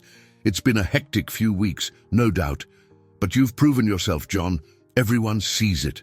A rush of emotion surged inside him, gratitude, admiration, and a flicker of something deeper. I appreciate that, he managed. I just worry that maybe this is only the first of many battles. There's still so much that could go wrong. Elena regarded him for a moment, eyes soft. Nothing worth doing comes easy. I know that sounds cliché, but it's true. And I wouldn't have brought you on if I didn't believe in your resilience. His heart pounded strangely, and for a moment he wondered if she was more than just a boss or mentor. He thought about the time they'd spent together, sharing small anecdotes about their lives, forging a connection that felt surprisingly natural. "Thank you," he murmured. "That means a lot, especially coming from you." She smiled gently, seeming to read the unspoken sentiment in his expression. But just as the moment threatened to grow more personal, Carla's voice rang out from the grill area, calling Elena over to finalize some detail about next week's volunteer schedule. Elena excused herself, leaving John alone again in the dim glow of the street lamp. As the makeshift party wound down, volunteers packed up their tools and said goodbyes, each energized by the small but crucial victory. John helped fold up chairs and carry them back to a pickup bed, exchanging warm handshakes with a few people. On the ride home, fatigue settled in, but it was the kind of tiredness born from productive effort. He gazed out the bus window at the city lights whizzing by, thinking of how far he'd come since that grim day he gave his last coins to a stranger. This partial victory reassured him he wasn't stuck in a cycle of defeat anymore. Still, as he stepped off at his usual stop, a question tugged at his mind. Could he hold on to this momentum when larger trials inevitably appeared? Shaking off the doubt, he walked up to his small apartment, choosing to savor the win for now. Tomorrow would bring new challenges soon enough. The days after the permit approval passed in a blur. John found himself juggling multiple roles, coordinating volunteers, checking construction plans, negotiating with suppliers for discount rates on wood and insulation. At times, he hardly recognized the man he had been just a couple of months ago. One afternoon, he sat in a half-finished living room with Carla, flipping through a stack of invoices. Dust motes danced in the sunlight, streaming through a broken window. "We need to confirm the roofing materials for the second and third houses," she said, tapping her pen against the paper. "If we switch to a different supplier, we might save a little, but the quality might suffer." John rubbed his tired eyes. "Let's keep the quality. These roofs need to last. We can't put families under a roof that won't hold up come winter." She nodded, making a note. "Agreed. I'll let Elena know. She'll want to adjust the budget accordingly." They packed up their papers and stepped outside. A dozen volunteers worked across the front yard, tearing off old siding and hauling debris to dumpsters. The hum of saws and clang of hammers echoed in the air, a testament to the collective effort. Then John spotted a figure he couldn't mistake. Brian Mitchell. He stood near the street, talking on his phone, occasionally glancing at the ongoing work with an inscrutable expression. John exchanged a worried look with Carla. "I'll go see what he wants," he muttered. Approaching cautiously, John forced a neutral tone. "Brian, something I can help you with?" Brian ended his call, slipping his phone into his jacket pocket. "Just thought I'd observe the progress." "Quite a hive of activity here." John waited, suspecting a barbed remark, but Brian simply strolled along the perimeter. "I've been speaking with some of the potential donors who remain unconvinced," he continued. "They worry about your track record, White. Unstable finances, patchy employment. Are you sure you can guarantee the quality of work once the volunteer enthusiasm dies down?" A flush of heat rose in John's chest. He reminded himself to stay composed. "No one can guarantee anything 100%, but we have a well-structured plan, and we're not relying solely on volunteers for skilled labor. Professionals are involved, too." Brian arched a brow. So you say. Meanwhile, I've heard concerns about cost overruns for mold remediation and structural repairs. His tone was casually accusatory. John straightened. It's not unusual to face unexpected issues in old buildings. We budgeted contingencies. Elena is fully aware, Brian smirked, and you believe Elena will happily keep throwing money at unforeseen problems. Before John could reply, Elena emerged from behind the house, apparently noticing the tense exchange. She walked over, posture confident. Brian, if you have something to say about the project, I suggest bringing it up in a formal meeting. He nodded, feigning courtesy. Just checking on my investment interests, dear Elena. I want to ensure we're not sinking funds into a bottomless pit. Elena's tone cooled a fraction. My philanthropic division is separate from your old partnerships. You have no authority here unless I grant it. Brian offered a thin-lipped smile. Of course, I was only looking out for you. Then he turned to John. Keep an eye on your deadlines. Don't want those TV cameras filming half-done houses and wasted donor dollars. He walked off, leaving a swirl of resentment in his wake. John's shoulders slumped. He's not going to let this go, is he? Eleanor sighed. I'm afraid not. Brian once held considerable sway in my firm. Even after our split, he's maintained ties that give him some leverage with certain investors, but don't let him intimidate you. We're doing good work. Although he tried to take comfort in her confidence, John couldn't shake the feeling that Brian's interference was escalating. Each jab from him stoked an underlying fear that John's best might still fall short. That evening, while organizing his notes at his apartment, John received a call from Amanda. She wanted to know how things were progressing, having heard bits of news from Denise. He hesitated, torn between optimism and doubt. Eventually, he gave her a cautiously upbeat summary, avoiding any mention of Brian's antagonism. After the call, he returned to his desk, pen tapping against a ledger. The numbers were growing complicated. Every day, new repairs cropped up. A cracked foundation in one house, outdated electrical wiring in another. He and Carla juggled accounts as best they could, but the margins felt thinner than they'd hoped. Even so, the project advanced. Walls were replaced, roofs patched, and some spaces already looked ready for paint and flooring. Volunteers remained enthusiastic, fueled by the prospect of transforming blighted houses into welcoming homes. John tried to focus on those tangible victories, a stable floor here, a functioning kitchen there, yet the rising tension, especially with Brian hovering at the edges, hinted that a far bigger confrontation lay ahead. The entire team was moving toward a crossroads, the stakes inching higher every day, and John wondered how long he could bear the weight of so many expectations without cracking under the strain. John woke before dawn, heart pounding in a way he couldn't quite explain.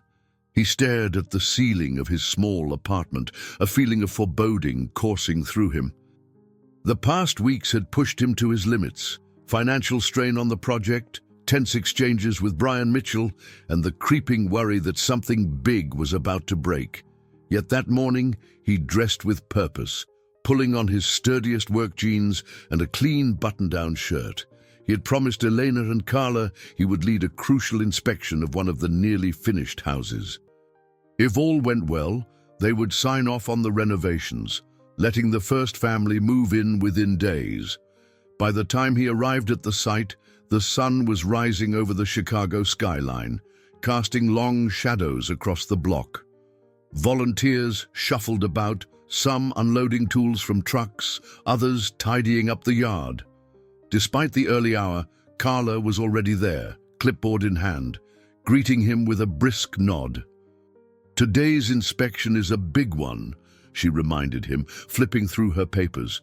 If this house passes, it'll inspire donors and community members to trust us with the rest of the development. We need everything to be flawless. John exhaled. I triple-checked the plumbing and electrical. The floors are level, and the roof is solid. Let's hope the inspector sees it the same way. Carla offered a reassuring pat on his shoulder before rushing off to organize the volunteers.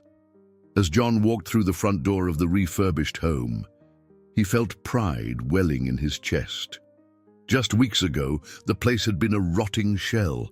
Now, freshly painted walls shone in the morning light, and new windows let fresh air circulate through rooms that once smelled of mold and decay. He was halfway through a final once-over when Elena arrived, wearing comfortable yet polished attire. Her expression brimmed with anticipation. "How does it look?" she asked, glancing around with a hopeful spark in her eyes. John smiled. "Better than I ever dreamed. I still can't believe we turned it around so fast." Before Elena could reply, a black sedan rolled up to the curb. Out stepped Brian Mitchell, his usual confident stride carrying him to the front yard. John tensed, recalling the many times Brian had sown doubt in donors and officials. Elena's jaw tightened. Clearly, she hadn't invited him. Brian offered a curt nod. "Heard there was an inspection today. Thought I'd witness our golden project cross the finish line." His tone dripped with sarcasm. Elena forced a tight-lipped smile. "You know you're not directly involved in this initiative anymore, Brian. The paperwork is clear on that." He shrugged. "True. But I still have a stake in seeing whether this venture will succeed or collapse." They stepped inside as the inspector arrived. A no-nonsense woman named Patricia Barnes. She wore a tool belt stocked with measuring tapes and flashlights, greeting them politely. Without wasting time, Patricia began her examination, testing water pressure, inspecting the furnace, climbing into the attic to check the insulation. John and Elena followed her silently, answering questions when prompted. Brian lingered in the background, leaning against a freshly painted wall, occasionally raising an eyebrow or scribbling notes on his phone. Near the end of the walkthrough, Patricia frowned at a piece of trim that had popped loose. She pressed on the window frame, which gave slightly. "This might be a minor fix," she muttered, "but it's enough to delay a final approval." John's heart lurched. "I can fix that in an hour," he insisted, stepping forward. "It's just some warping we didn't notice earlier." Patricia nodded. "All right. We'll see how it looks once you've made the adjustment. I'll check the rest of the house in the meantime." Grabbing a hammer and a few nails, John went to work, frustration mounting. As he tapped the trim into place, he felt Brian's gaze on him.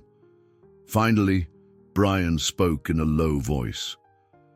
"These little mistakes can add up, you know. Investors will question whether you're really capable." John clenched his jaw. "If you have a complaint, make it to the inspector, not me. I'm busy." Brian let out a dismissive chuckle. "I'm just saying, if you keep piling on costs for unforeseen repairs, Elena might lose patience, or donors might lose faith." John didn't bother to respond. He secured the trim, wiped sweat from his brow, and beckoned Patricia over. She tested the window frame again, pressing firmly. This time it held. "Much better," Patricia said, scribbling a note on her clipboard. "I'll finalize my report in the next few minutes." Tension vibrated in the air as they waited. When Patricia returned, she offered a reserved smile. "Overall, you've done an impressive job. I'm passing this house for occupancy, pending a final sign-off on your updated paperwork. Congratulations." Relief flooded John's body. A ripple of excitement swept through the gathered volunteers. Elena's face lit up, and Carla, even from across the room, cheered. But the moment of triumph was nearly overshadowed by the cold stare Brian gave them all. As Patricia shook John's hand and headed outside, Brian stepped closer, voice low enough that only John and Elena could hear. "Enjoy your little victory," Brian said. "But know this, one slip-up and everything you've built can come crashing down. People with power are always watching, Elena opened her mouth to respond, but Brian walked away, exiting with a satisfied smirk. John exhaled, unsure if this was the calm before a storm. Elena touched his arm gently. "Don't let him taint the moment. We won." She was right. For the family soon to move into this freshly renovated house, this day was a dream fulfilled. Despite Brian's lurking shadow, John chose to celebrate the success.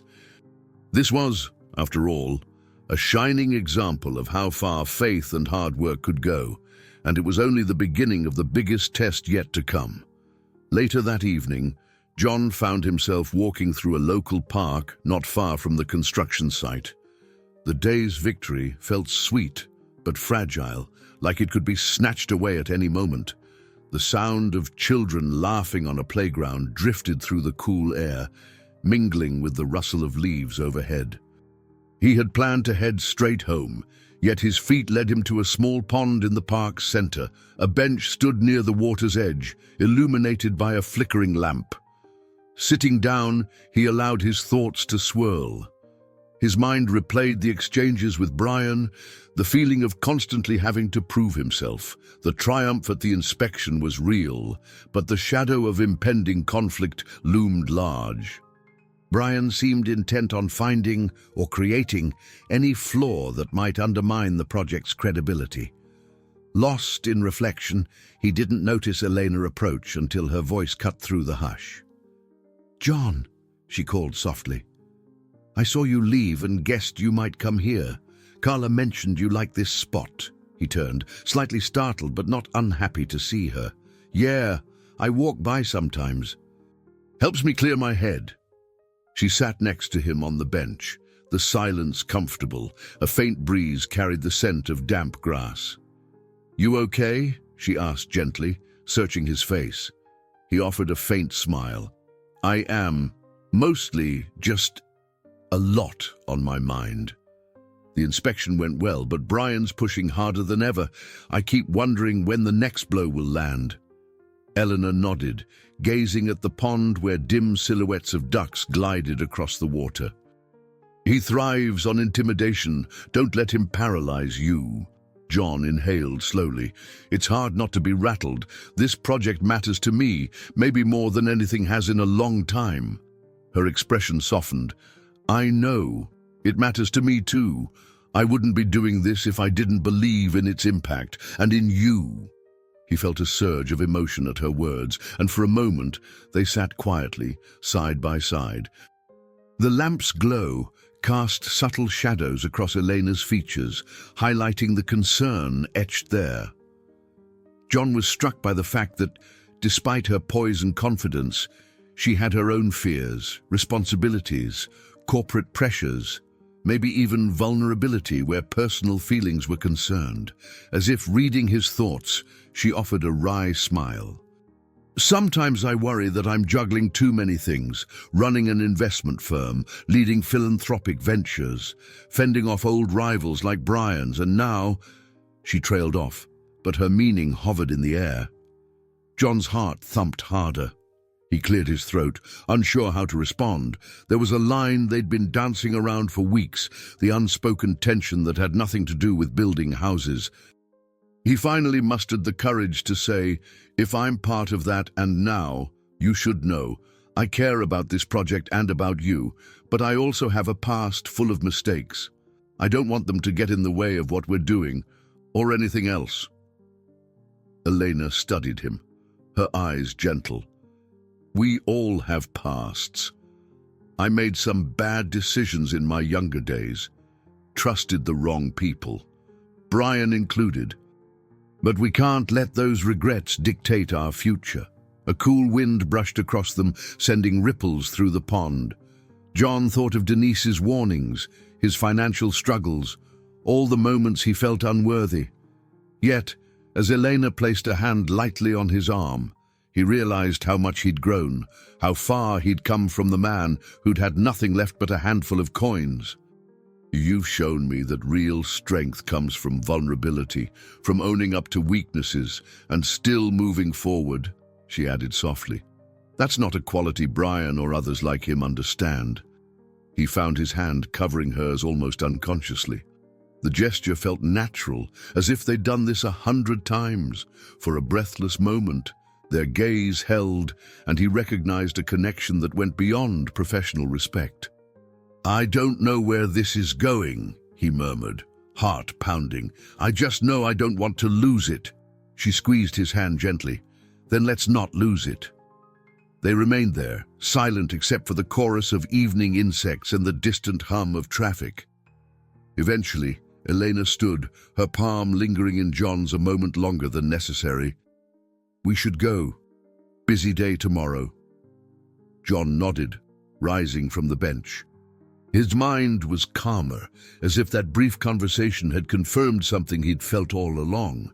Their partnership, perhaps even their growing affection, might be tested as Brian's schemes intensified, but for the first time, John felt certain he wasn't standing alone.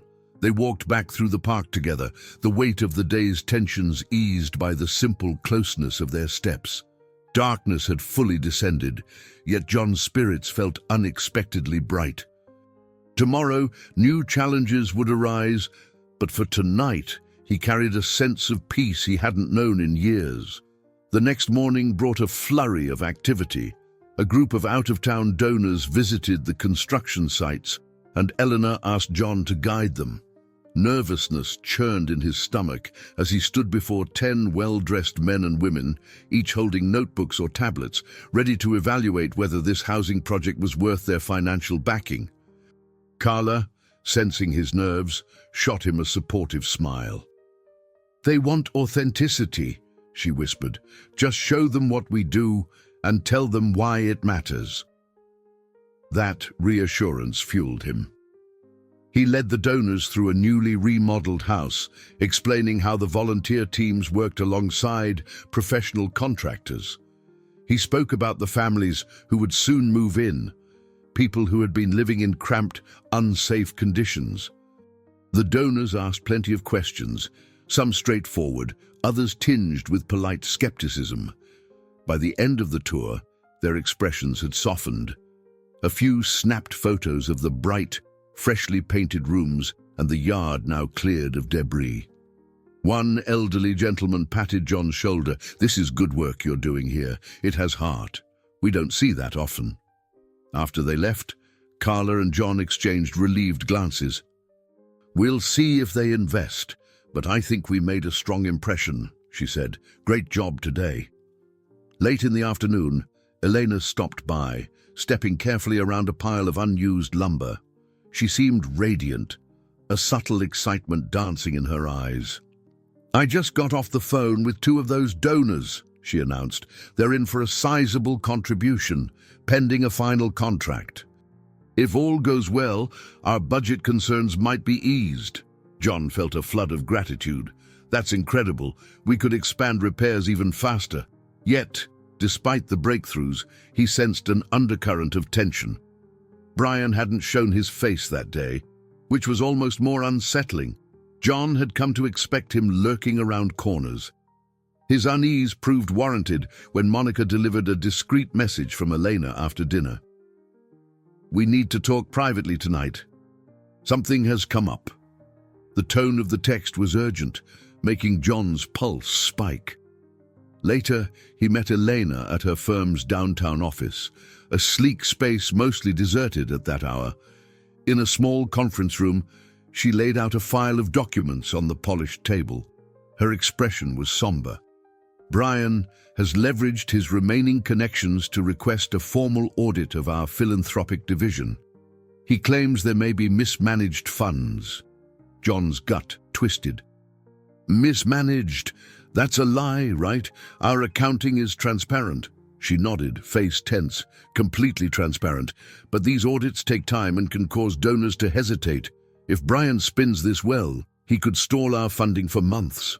A quiet dread settled over him. The project didn't have unlimited resources. Even a short-term freeze could cripple their progress.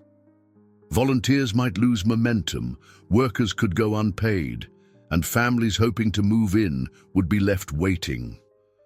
Determination flickered in Elena's eyes, though her voice was soft. "We'll comply. We have nothing to hide, but I need you and Carla to gather every receipt, every invoice. Make sure everything is perfectly documented. John felt a wave of exhaustion, recalling the countless late-night sessions tallying up expenses. We'll do it. Anything to keep this alive. Their eyes locked. He thought of the park bench the night before, the unspoken connection they'd finally begun to acknowledge. There was more at stake now, beyond just finances and housing. This project was a bridge between them, a testament to something bigger than either of them had once believed possible. Elena's shoulders sagged, as if the weight of the world pressed on them. "I'm sorry," she murmured. "I dragged you into this, and now you're under pressure too." John reached out, lightly brushing her hand. "You didn't drag me anywhere. I chose this path because I believe in it. And in you." Her lips curved into a faint smile. "We'll make it through, then." Together they spent hours reviewing files, cross-checking numbers. The glow of desk lamps illuminated paper after paper, each representing a piece of their ambitious dream. Finally, near midnight, John leaned back in his chair, rubbing his bleary eyes. "This is solid," he said with conviction. "No matter what Brian throws at us, the records back us up." Eleanor shut her laptop, exhaling a long breath. Agreed. But audits aren't just about facts. They're about public perception. Brian wants to taint the narrative, make us look unreliable. Before leaving, John paused by the office window, gazing at the city lights. Somewhere out there, families were sleeping in cramped conditions, counting on the promise of a better home. Brian's maneuver threatened to snuff that promise, but John felt something new stirring inside him, an unwavering commitment, a refusal to revert to the hopelessness he'd once known. This was more than just carpentry or architecture. It was a mission to redeem not only broken houses, but also broken spirits, including his own. He left the office, heart resolute, bracing for the storm that Brian was about to unleash. Over the following days, the looming audit brought a somber note to the project. Carla marshaled the volunteers, while John and Monica scrambled to compile meticulous records. Every purchase was labeled, every contract copied and filed. Elena had retained a small legal team to guide them through the process, and they set up a dedicated workspace in the firm's office, complete with bankers' boxes and color-coded folders. One afternoon, John and Carla huddled over a table covered in receipts. The office buzzed with quiet tension as they cross-referenced figures against budgets. Carla tucked a strand of hair behind her ear, exhaling. "This is giving me flashbacks to college finals," she joked half-heartedly. "I just hope the auditor sees how carefully we've managed every penny." John nodded absently, scanning a stack of invoices. "We've done everything right. I guess that's what makes this so frustrating. Brian isn't accusing us of real wrongdoing, just trying to shake confidence." Carla patted his back. "Hang in there. Sometimes the best defense is just to keep moving forward." Eleanor arrived soon after, accompanied by 2 lawyers.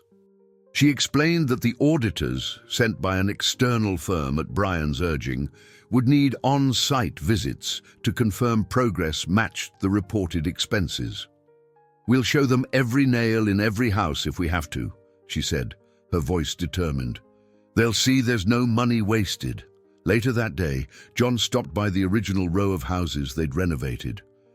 A couple of families had already moved in, and seeing them settle into freshly painted living rooms and cozy bedrooms reminded him why he was fighting so hard. One mother stepped onto her new porch, baby on her hip, smiling warmly at John. "We're so grateful for what you've done," she said. "You've given us a future." Her words fueled him, reaffirming his commitment. As he drove back to the firm's office, he mulled over the sudden turn his life had taken. Only months earlier, he'd been struggling to afford a sandwich. Now, He was a key figure in a major philanthropic venture. The weight of that responsibility pressed down like never before, yet it also filled him with a sense of purpose he'd yearned for his entire adult life. Back at the office, Amanda, his sister, waited in the lobby, looking out of place among the corporate decor. She waved, a concerned smile tugging at her lips. They stepped into a quiet corner near the elevators. "Heard you've got some trouble with this Brian guy," she said, crossing her arms. "Denise mentioned it too." John stifled a sigh, nodding. "He's orchestrating an audit to undermine our project, but we're standing firm." Amanda studied him. "You seem calmer about all this than I expected. Like you're not running from your problems anymore." He took a moment to process her words, remembering how he used to shut out anyone who tried to help. "Yeah, it's different now. I'm not alone. I've got a whole team, and we believe in something bigger than ourselves." She gave his arm a squeeze. "That's good. You look healthier too, more alive." After Amanda left, John pressed the elevator button, feeling a surge of gratitude for her support. Once in Elena's office, he found her scrolling through emails, brow furrowed. "Another media inquiry," she said without looking up. "Seems everyone wants to know if the audit is a sign of scandal." John's shoulders sagged. "We should get ahead of it. Maybe let them see the houses, interview the families." Elena considered the idea. "That's risky, but you may be right. We can't hide. We have to show full transparency." Over the next few days, they arranged a small press event at one of the completed homes. They invited local reporters, city officials, and community members. John practiced a short speech, preparing to highlight tangible progress and emphasize that the audit was a routine measure, not an admission of guilt.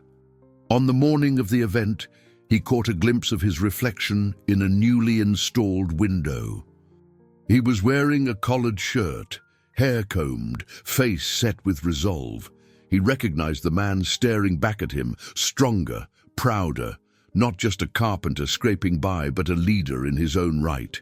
As the press event began, reporters milled around, snapping photos and scribbling notes. Carla circulated with a bright smile, introducing them to the families. John hovered by one of the finished kitchens, heart pounding as he waited for the cameras to turn his way. Elena, poised and confident, gave opening remarks. She spoke of community, second chances, and the belief that everyone deserves a decent home. Then she gestured toward John, inviting him to share a few words. Stepping to the makeshift podium, he cleared his throat, gaze sweeping over curious faces. "A home is more than just walls and a roof," he began. "It's a place to feel safe, to grow, to find hope. This project gave me the chance to rebuild not just houses, but my own life. I wasn't sure I could do it, but together, with Elena's vision, Carla's guidance, our volunteers' hard work, we've proven that second chances are real." Applause echoed through the modest living room. Amid the clapping, John spotted Brian standing at the edge of the crowd, arms crossed, eyes narrowed. It seemed the real confrontation still lay ahead. But for now, John had declared his stance. He would not be intimidated into silence. When the applause died down, Elena stepped beside him, giving his arm a grateful squeeze. Their eyes met, sharing a silent vow to see this through. The final test was approaching, and they were ready to face it side by side. A brisk wind rattled the windows of the firm's conference room as John stood at the long table, reviewing the meticulously organized documents once more. The auditor's team had arrived that morning, armed with laptops and formal expressions. They'd set up in an adjacent room, requesting records on every transaction from the project's start. All day, John, Elena, Monica, and Carla answered their questions, pointed them to invoices, and walked them through site photos. The auditors insisted on thoroughness. They even asked for volunteer sign-in sheets to verify labor hours. Tension gathered like storm clouds. By early evening, fatigue hung in the air. Elena called for a short break, ushering everyone into a lounge area. She offered coffee and pastries to the auditors, who nodded politely but remained cautious, as though any kindness could be a trick. John saw Brian lurking in the corridor, talking quietly on his phone. The man had no official role in the audit, but it was clear he was monitoring every step. Carla sidled up to John, concern evident in her eyes. "They're digging deep. I think we've shown them everything. Fingers crossed." John gave a weary nod. "We've done nothing wrong. I just hate that we have to keep defending ourselves to this extent." Meanwhile, Brian ended his call and wandered over. With that trademark smirk, he addressed Elena. "How's the team holding up? The auditors can be quite unforgiving if they suspect impropriety." Elena's back stiffened. "We have nothing to hide. They'll see that." "Of course," Brian replied, tone dripping with faux sympathy. "But I wonder if every volunteer hour was logged correctly, every receipt submitted. These things can slip through the cracks in big projects. All it takes is one missing document." John bristled, stepping forward.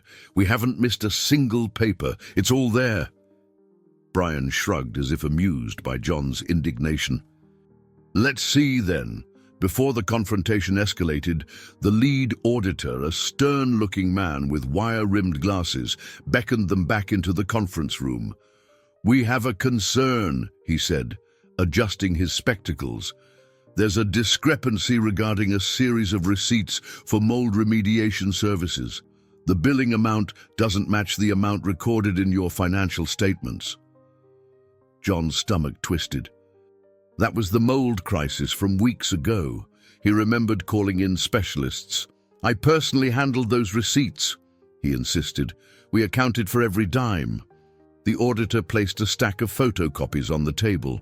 "Then perhaps you can explain why these 3 invoices total $2,000 more than what appears in your official ledger." Elena's eyes darted to John, alarm flashing across her face. Carla leaned in, scanning the papers.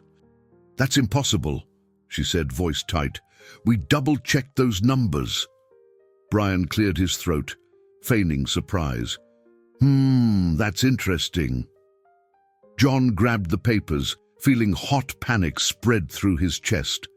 The invoice forms looked authentic, showing a higher charge than he remembered. "I have the original receipts at the site," he said, forcing himself to remain calm. "Let me get them." The auditor nodded. "We'll wait." But time is of the essence. Within minutes, John and Carla were speeding to the storage container near the construction site, where they kept boxes of older paperwork. Rain began to fall, pattering on the windshield as dusk settled in. Pulling up to the site, John jumped out, fumbling with the container's lock. Inside, they sifted through labeled boxes by flashlight. Moist air and the smell of dust heightened the urgency. Finally, Carla exclaimed, "Here," pulling out a folder marked Mold Services. They opened it to find the original invoices. Heart pounding, John shone the flashlight on the pages. The amounts matched the ledger exactly, $2,000 less than the copies the auditor had shown. Relief mixed with a fresh surge of confusion. Carla's brow furrowed. "Which means the auditor's copies are forgeries or have been tampered with." "Someone changed the numbers." "Brian," John said through gritted teeth, an image of the man's smug face flaring in his mind. "He's trying to frame us for financial mismanagement." Carla snapped the folder shut. "Let's get back before it's too late." They raced through the dark streets, headlights slicing through the rain. By the time they returned to the firm's conference room, the auditors looked impatient. Brian hovered in the background, arms folded. John stepped forward, water dripping from his jacket.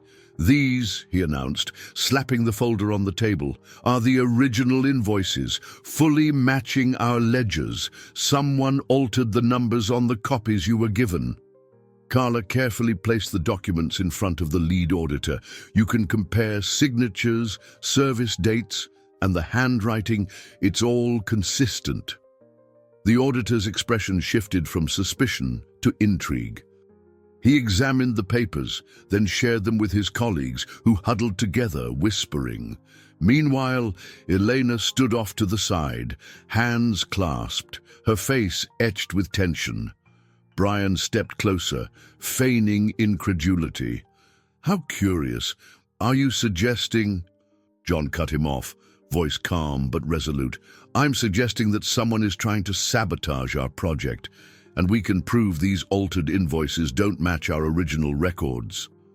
A brief, charged silence. Then the lead auditor cleared his throat. We'll need to verify these documents thoroughly, but at first glance, these originals appear genuine. He looked pointedly at Brian. Mr. Mitchell, do you have any statement regarding how we received contradictory copies? For once, Brian seemed at a loss for words. He opened his mouth, then closed it again, glancing at Elena. She stared at him with a mixture of outrage and sadness. I think we've heard enough for tonight, she said, voice unsteady. The audit can continue, but at least one major question has been answered. The auditor nodded, gathering the stacks of papers. We'll finalize our report soon. Good evening, everyone. As the team filed out, Elena turned to John, relief shining in her eyes. Carla sank into a chair, exhaustion finally overtaking her. In the hallway, Brian lingered a moment, catching John's gaze with cold fury.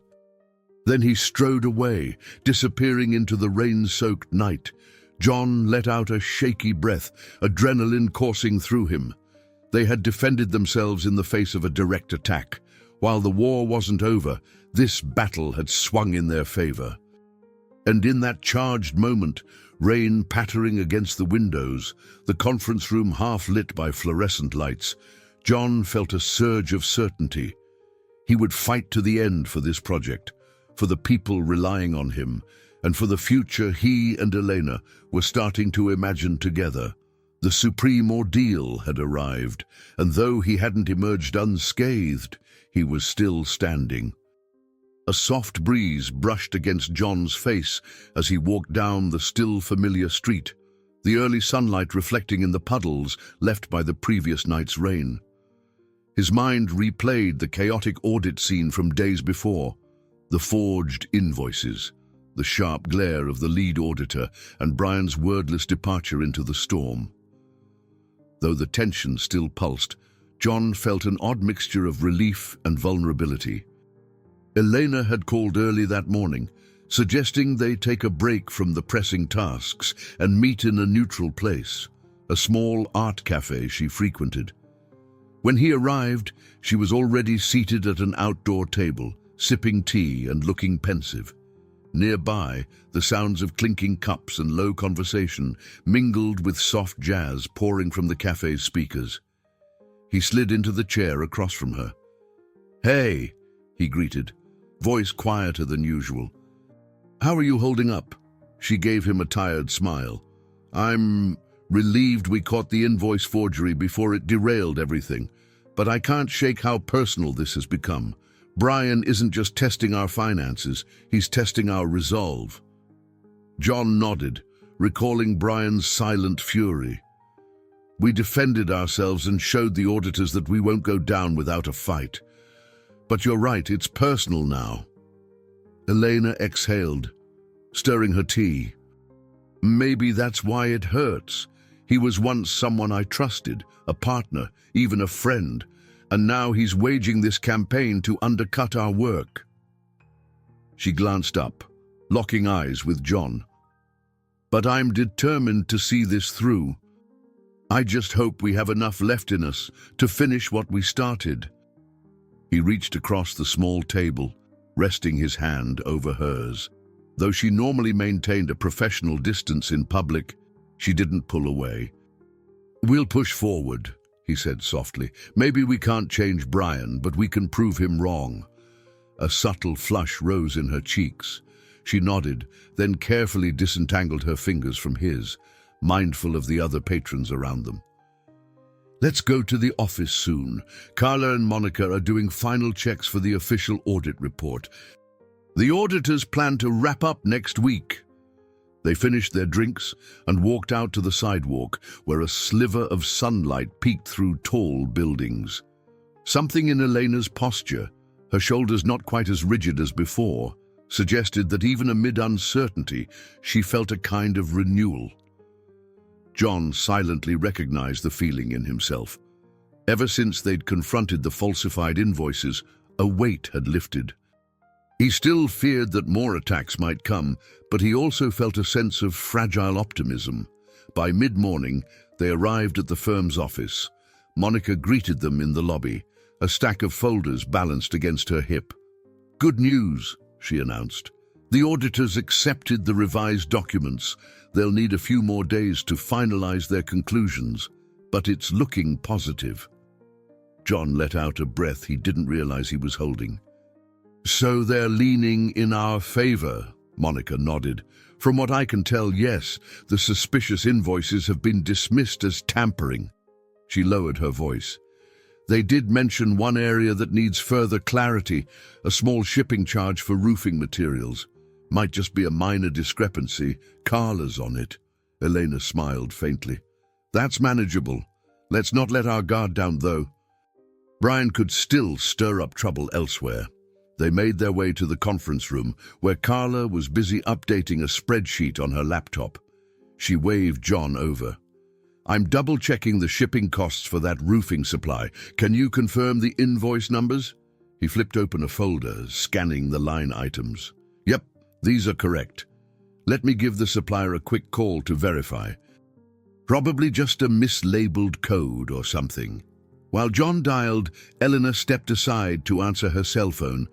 He overheard snippets of her conversation, something about next steps for the project, negotiations with new donors, and upcoming scheduling. Despite the constant stress, her voice remained steady, a testament to her resilience. When John finished the call, he turned to find Carla smiling at him.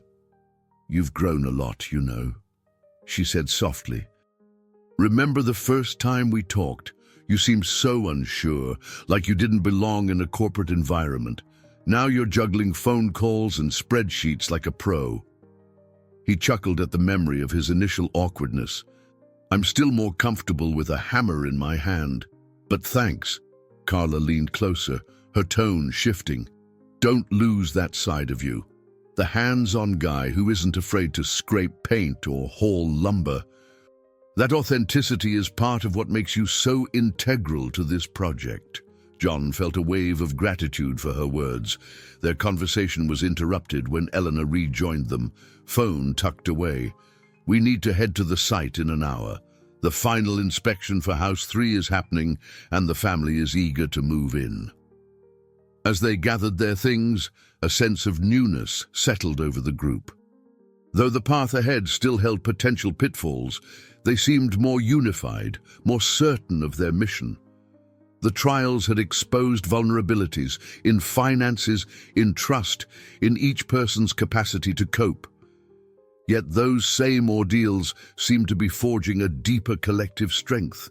They left the office and traveled together to the construction site, where volunteers had assembled to add finishing touches. The crisp fall air smelled of sawdust and fresh paint. Children from the neighborhood peered curiously at the activity, some running around playing tag, others watching wide-eyed as carpenters installed cabinets and light fixtures.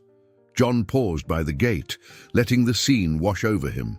Families who once faced homelessness now stood on the cusp of a stable future. Volunteers who were strangers only months earlier had become a supportive community. And he himself, once hesitant to give a few coins to someone in need, had found a calling that transcended simple charity. A fragile new dawn indeed, he thought, stepping forward to greet the workers. The past felt close, but the future felt closer. A week later, John found himself back in the neighborhood where he'd once had nothing but a pocket full of coins. He stood outside his old apartment building, the chipped paint and broken light above the door, reminding him of desperate nights spent counting pennies. The building's landlord had finally replaced the flickering hallway bulb, but the place still bore the same worn-out aura. On the phone, Amanda's voice echoed in his ear. "I'm almost there," she said, asking him to wait on the stoop. She wanted to see her brother in the environment he'd left behind, to understand how far he'd come. The phone call ended just as her car pulled up to the curb. Stepping out, Amanda took in the aging structure with a sympathetic frown. "Wow, I forgot how run down it looked," she murmured, hugging him tight. "You look good, though." "Thanks," he replied, warmth filling his chest at her support. "I still rent that tiny unit upstairs, but I'm considering moving. I'm in a better place financially, thanks to Elena and the entire project." Amanda nodded, slipping her arm through his. "I'd love to see the improvements you've talked about." They climbed the stairs to his old door, where he fumbled with the key. Inside, the room felt smaller than he remembered, cluttered with sketches, carpentry magazines, and half-finished wooden trinkets. The faint smell of fresh sawdust clung to everything, evidence of late-night crafting sessions. John noticed Amanda's gaze settle on a tabletop miniature house, a piece he'd been tinkering with. It bore a resemblance to the real homes he was renovating, complete with tiny windows and a functional door. She picked it up, carefully examining the tiny details. "This is beautiful," she said softly. "I remember you made stuff like this when you were a teenager, but this one feels different. More hopeful, I guess." He shrugged, a bit embarrassed. "It helps me visualize what a finished home can look like. Sometimes I work out design ideas on a small scale." As they chatted, Amanda's phone buzzed, a text from her wife back in Milwaukee asking about her trip. John felt a pang, recalling how distant he'd been from family for so long. He realized now how much he'd missed by isolating himself. They left the building, and John led her 2 blocks over to a small cafe that had sprouted up in the neighborhood. Once, he couldn't have afforded a coffee there, but today he ordered 2 lattes and paid without counting coins. Amanda noticed. "You really are doing better," she said, a mixture of relief and pride flooding her voice. "I've worried about you for so long, especially after the divorce." "You never let anyone help," he inhaled deeply, remembering those stubborn days. "Yeah, I thought I had to fix everything alone." The project changed that mindset. Seeing volunteers come together, trusting co-workers like Carla and Monica, and having Elena believe in me, it taught me to accept help and to give help in return. They sipped their lattes by the cafe window, watching the afternoon sunlight spill across the sidewalk. Kids laughed and raced by on scooters, and an elderly couple ambled past, hand in hand. The world, at least in that moment, felt calm. "Do you think you'll move in with someone from the project?" Amanda asked carefully, a subtle hint in her voice. John reddened slightly, knowing who she implied. "I don't know. Elena and I haven't discussed anything like that. We're still navigating a lot." Brian's audit fiasco, for one, took a toll. Amanda tilted her head, curiosity bright in her eyes. "But there is something there, right?" He hesitated, recalling the private moments with Elena, the night in the park, the quiet understanding they shared. "There is," he conceded, his voice soft. "It's not just about the project, but I'm not rushing anything. We both have baggage." A comfortable silence settled between them, the weight of shared memories mingling with the hope of new beginnings. Outside, a bus rumbled by, its brakes squealing as it stopped to pick up passengers, a reminder of the practical world still spinning beyond their reflections. After finishing their drinks, they wandered back toward his old apartment, passing familiar corners where John had once scrounged for spare change or pinned job-wanted flyers. The difference in his perspective was staggering. What once felt suffocating now appeared as a stepping stone. "I'm glad I came," Amanda said, slipping her arm around his shoulder as they neared her car. "It's good to see this place, your growth, everything." He gave her a sideways smile. "Thank you for never giving up on me." She patted his back. "We're family." That's how it's supposed to work. They shared a lingering hug by the curb. Then Amanda climbed into her car, promising to return soon. As she drove away, John felt an unexpected warmth in his chest. This neighborhood, with all its flaws and painful memories, had once been a symbol of his lowest point. Now it felt like a measuring stick for how far he'd come. He headed home, or at least to the unit that had served as home. A sense of renewal filled him with every step. Soon, he'd have a chance to build a different future, maybe in a better apartment, or maybe somewhere else entirely. Whichever path he chose, he wouldn't be walking it alone. And for the first time, that realization didn't scare him at all. A crisp autumn morning painted the sky in soft yellows and oranges. John stood in front of a small community center on Chicago's south side, his breath forming faint clouds in the cool air. Inside, local residents and volunteers gathered for a workshop Carla had organized, Home Maintenance Basics. John wore a tool belt and clutched a folder of simple diagrams. The plan was to teach families how to handle minor repairs on their new or future homes. As folks trickled in, some teenage kids, single mothers, elderly men, he felt a small flutter in his stomach. He wasn't exactly a seasoned teacher. Carla nudged his shoulder reassuringly. "Don't be nervous. You can talk about carpentry in your sleep," he chuckled, shaking off the nerves. "I guess so, just hope they're patient with my ums and uhs." The workshop kicked off with a warm welcome from Carla, who explained the bigger picture, how maintaining a home helps preserve its value and keeps it safe for families. Then she invited John to the front. He glanced at the folding chairs filled with expectant faces, took a steadying breath, and launched into a demonstration of basic wall repair. "Let's start with something simple," he said, holding up a small piece of drywall.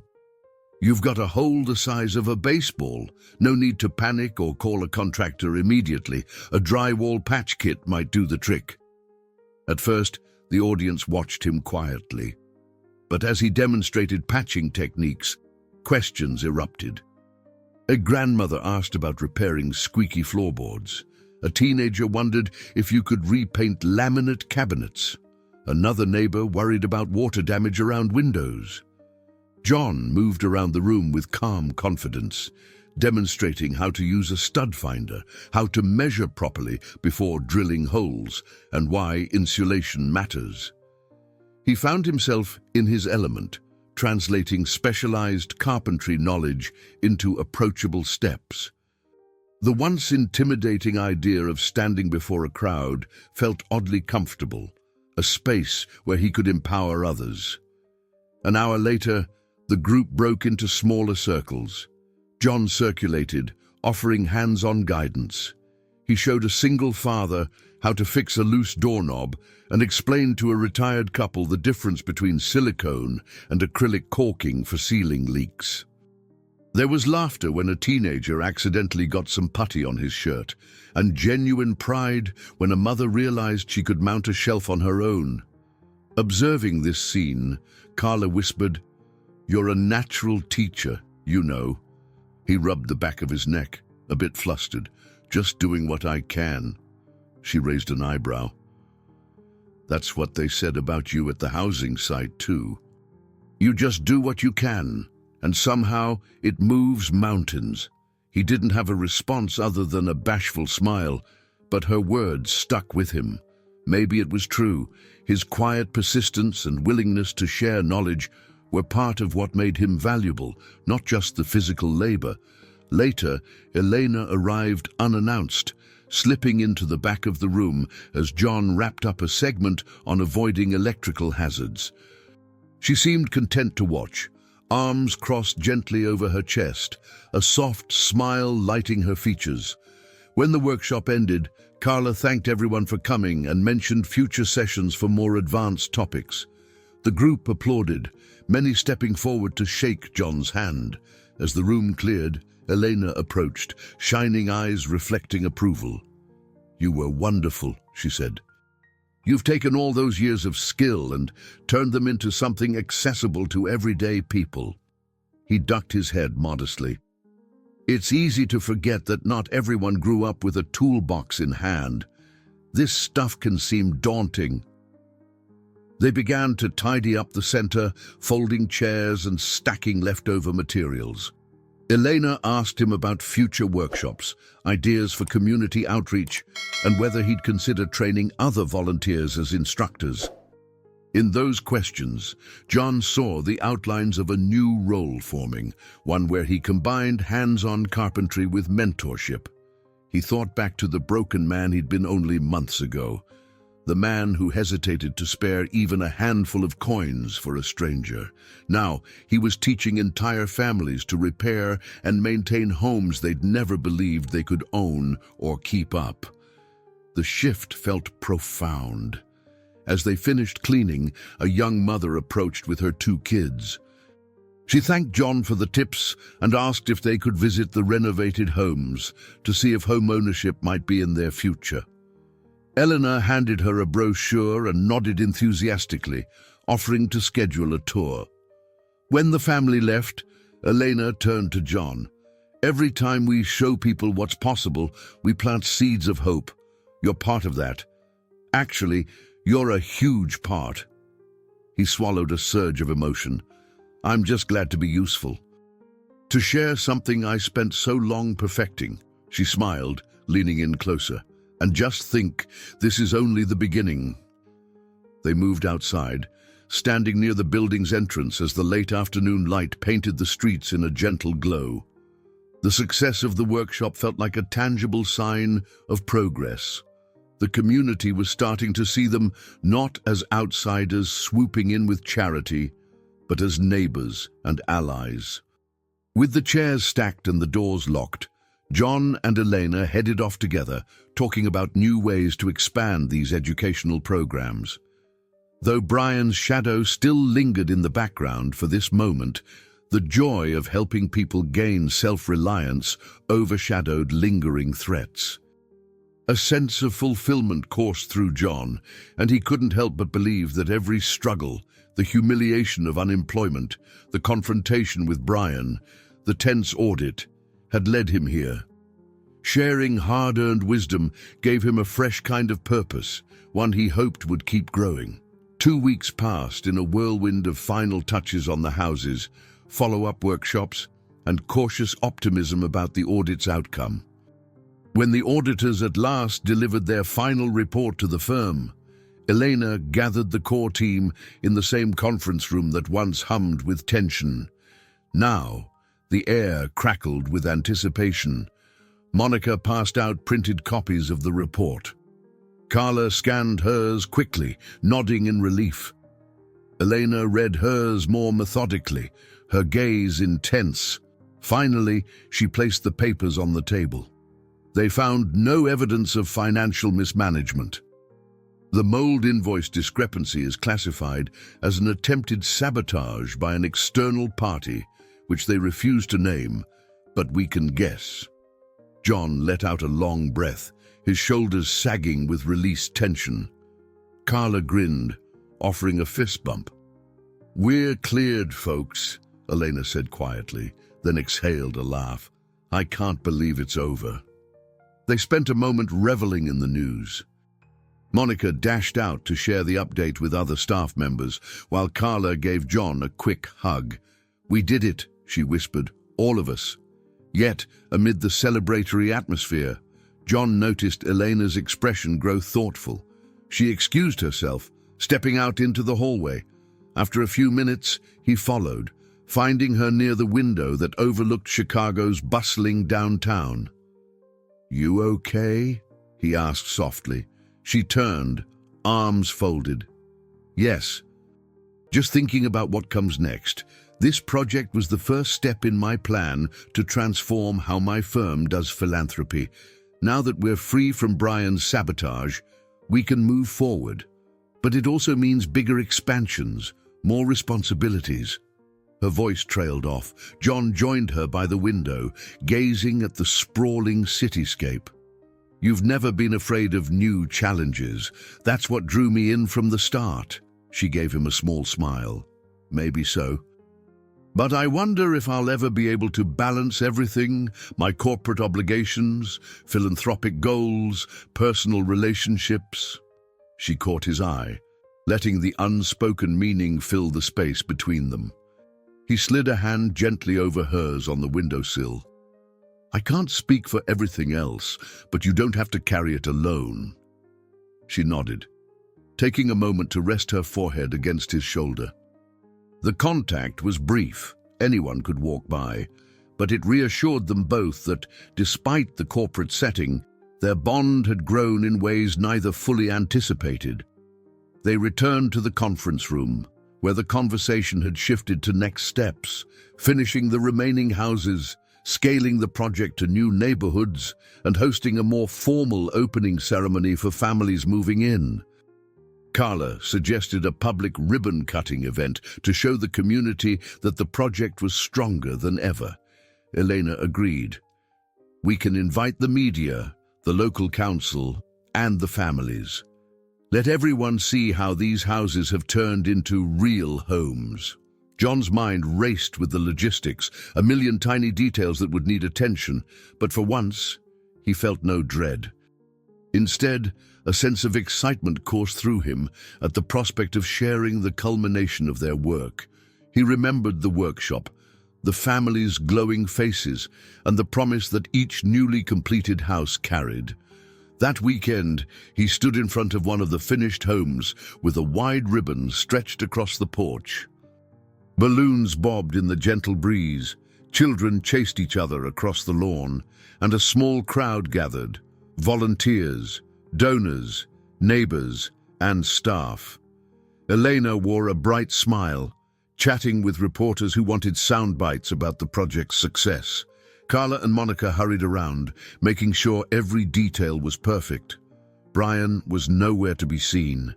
Maybe he'd finally resigned himself to the reality that his sabotage had failed. John thought about him for a moment, wondering if their paths would cross again. Perhaps it didn't matter anymore. The project had endured his attempts to undermine it, and John had shed many of his old fears in the process. A hush fell when Elena took the small podium, thanking everyone for their support. She spoke about the trials they had faced, the importance of second chances, and the power of communities coming together. The families stood behind her, smiling and nodding. Then she motioned for John to join her. He stepped forward, clearing his throat. I used to think my skill was just building furniture, he began, voice steady but laced with emotion.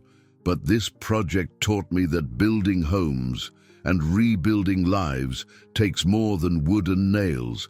It takes people with heart. He paused, glancing at the children, the volunteers, and finally at Elena. That's what we found here. A wave of applause rolled through the crowd. Someone handed John a large pair of ceremonial scissors. He guided one of the families to help him cut the ribbon. Cheers erupted, cameras flashed, and a new chapter seemed to unfold in real time. As the festivities continued, John drifted through the crowd, shaking hands and accepting congratulations. He caught glimpses of Elena in conversation with a city official, the two nodding earnestly about future plans. Carla chatted with a group of volunteers, exchanging inside jokes about early morning demolitions and unexpected plumbing fiascos. Monica helped guide a reporter through the newly furnished living room. John lingered on the porch, watching the sun dip lower in the sky, bathing the entire scene in golden light. He felt a mix of contentment and anticipation, a rare combination that hinted at possibilities yet to be discovered.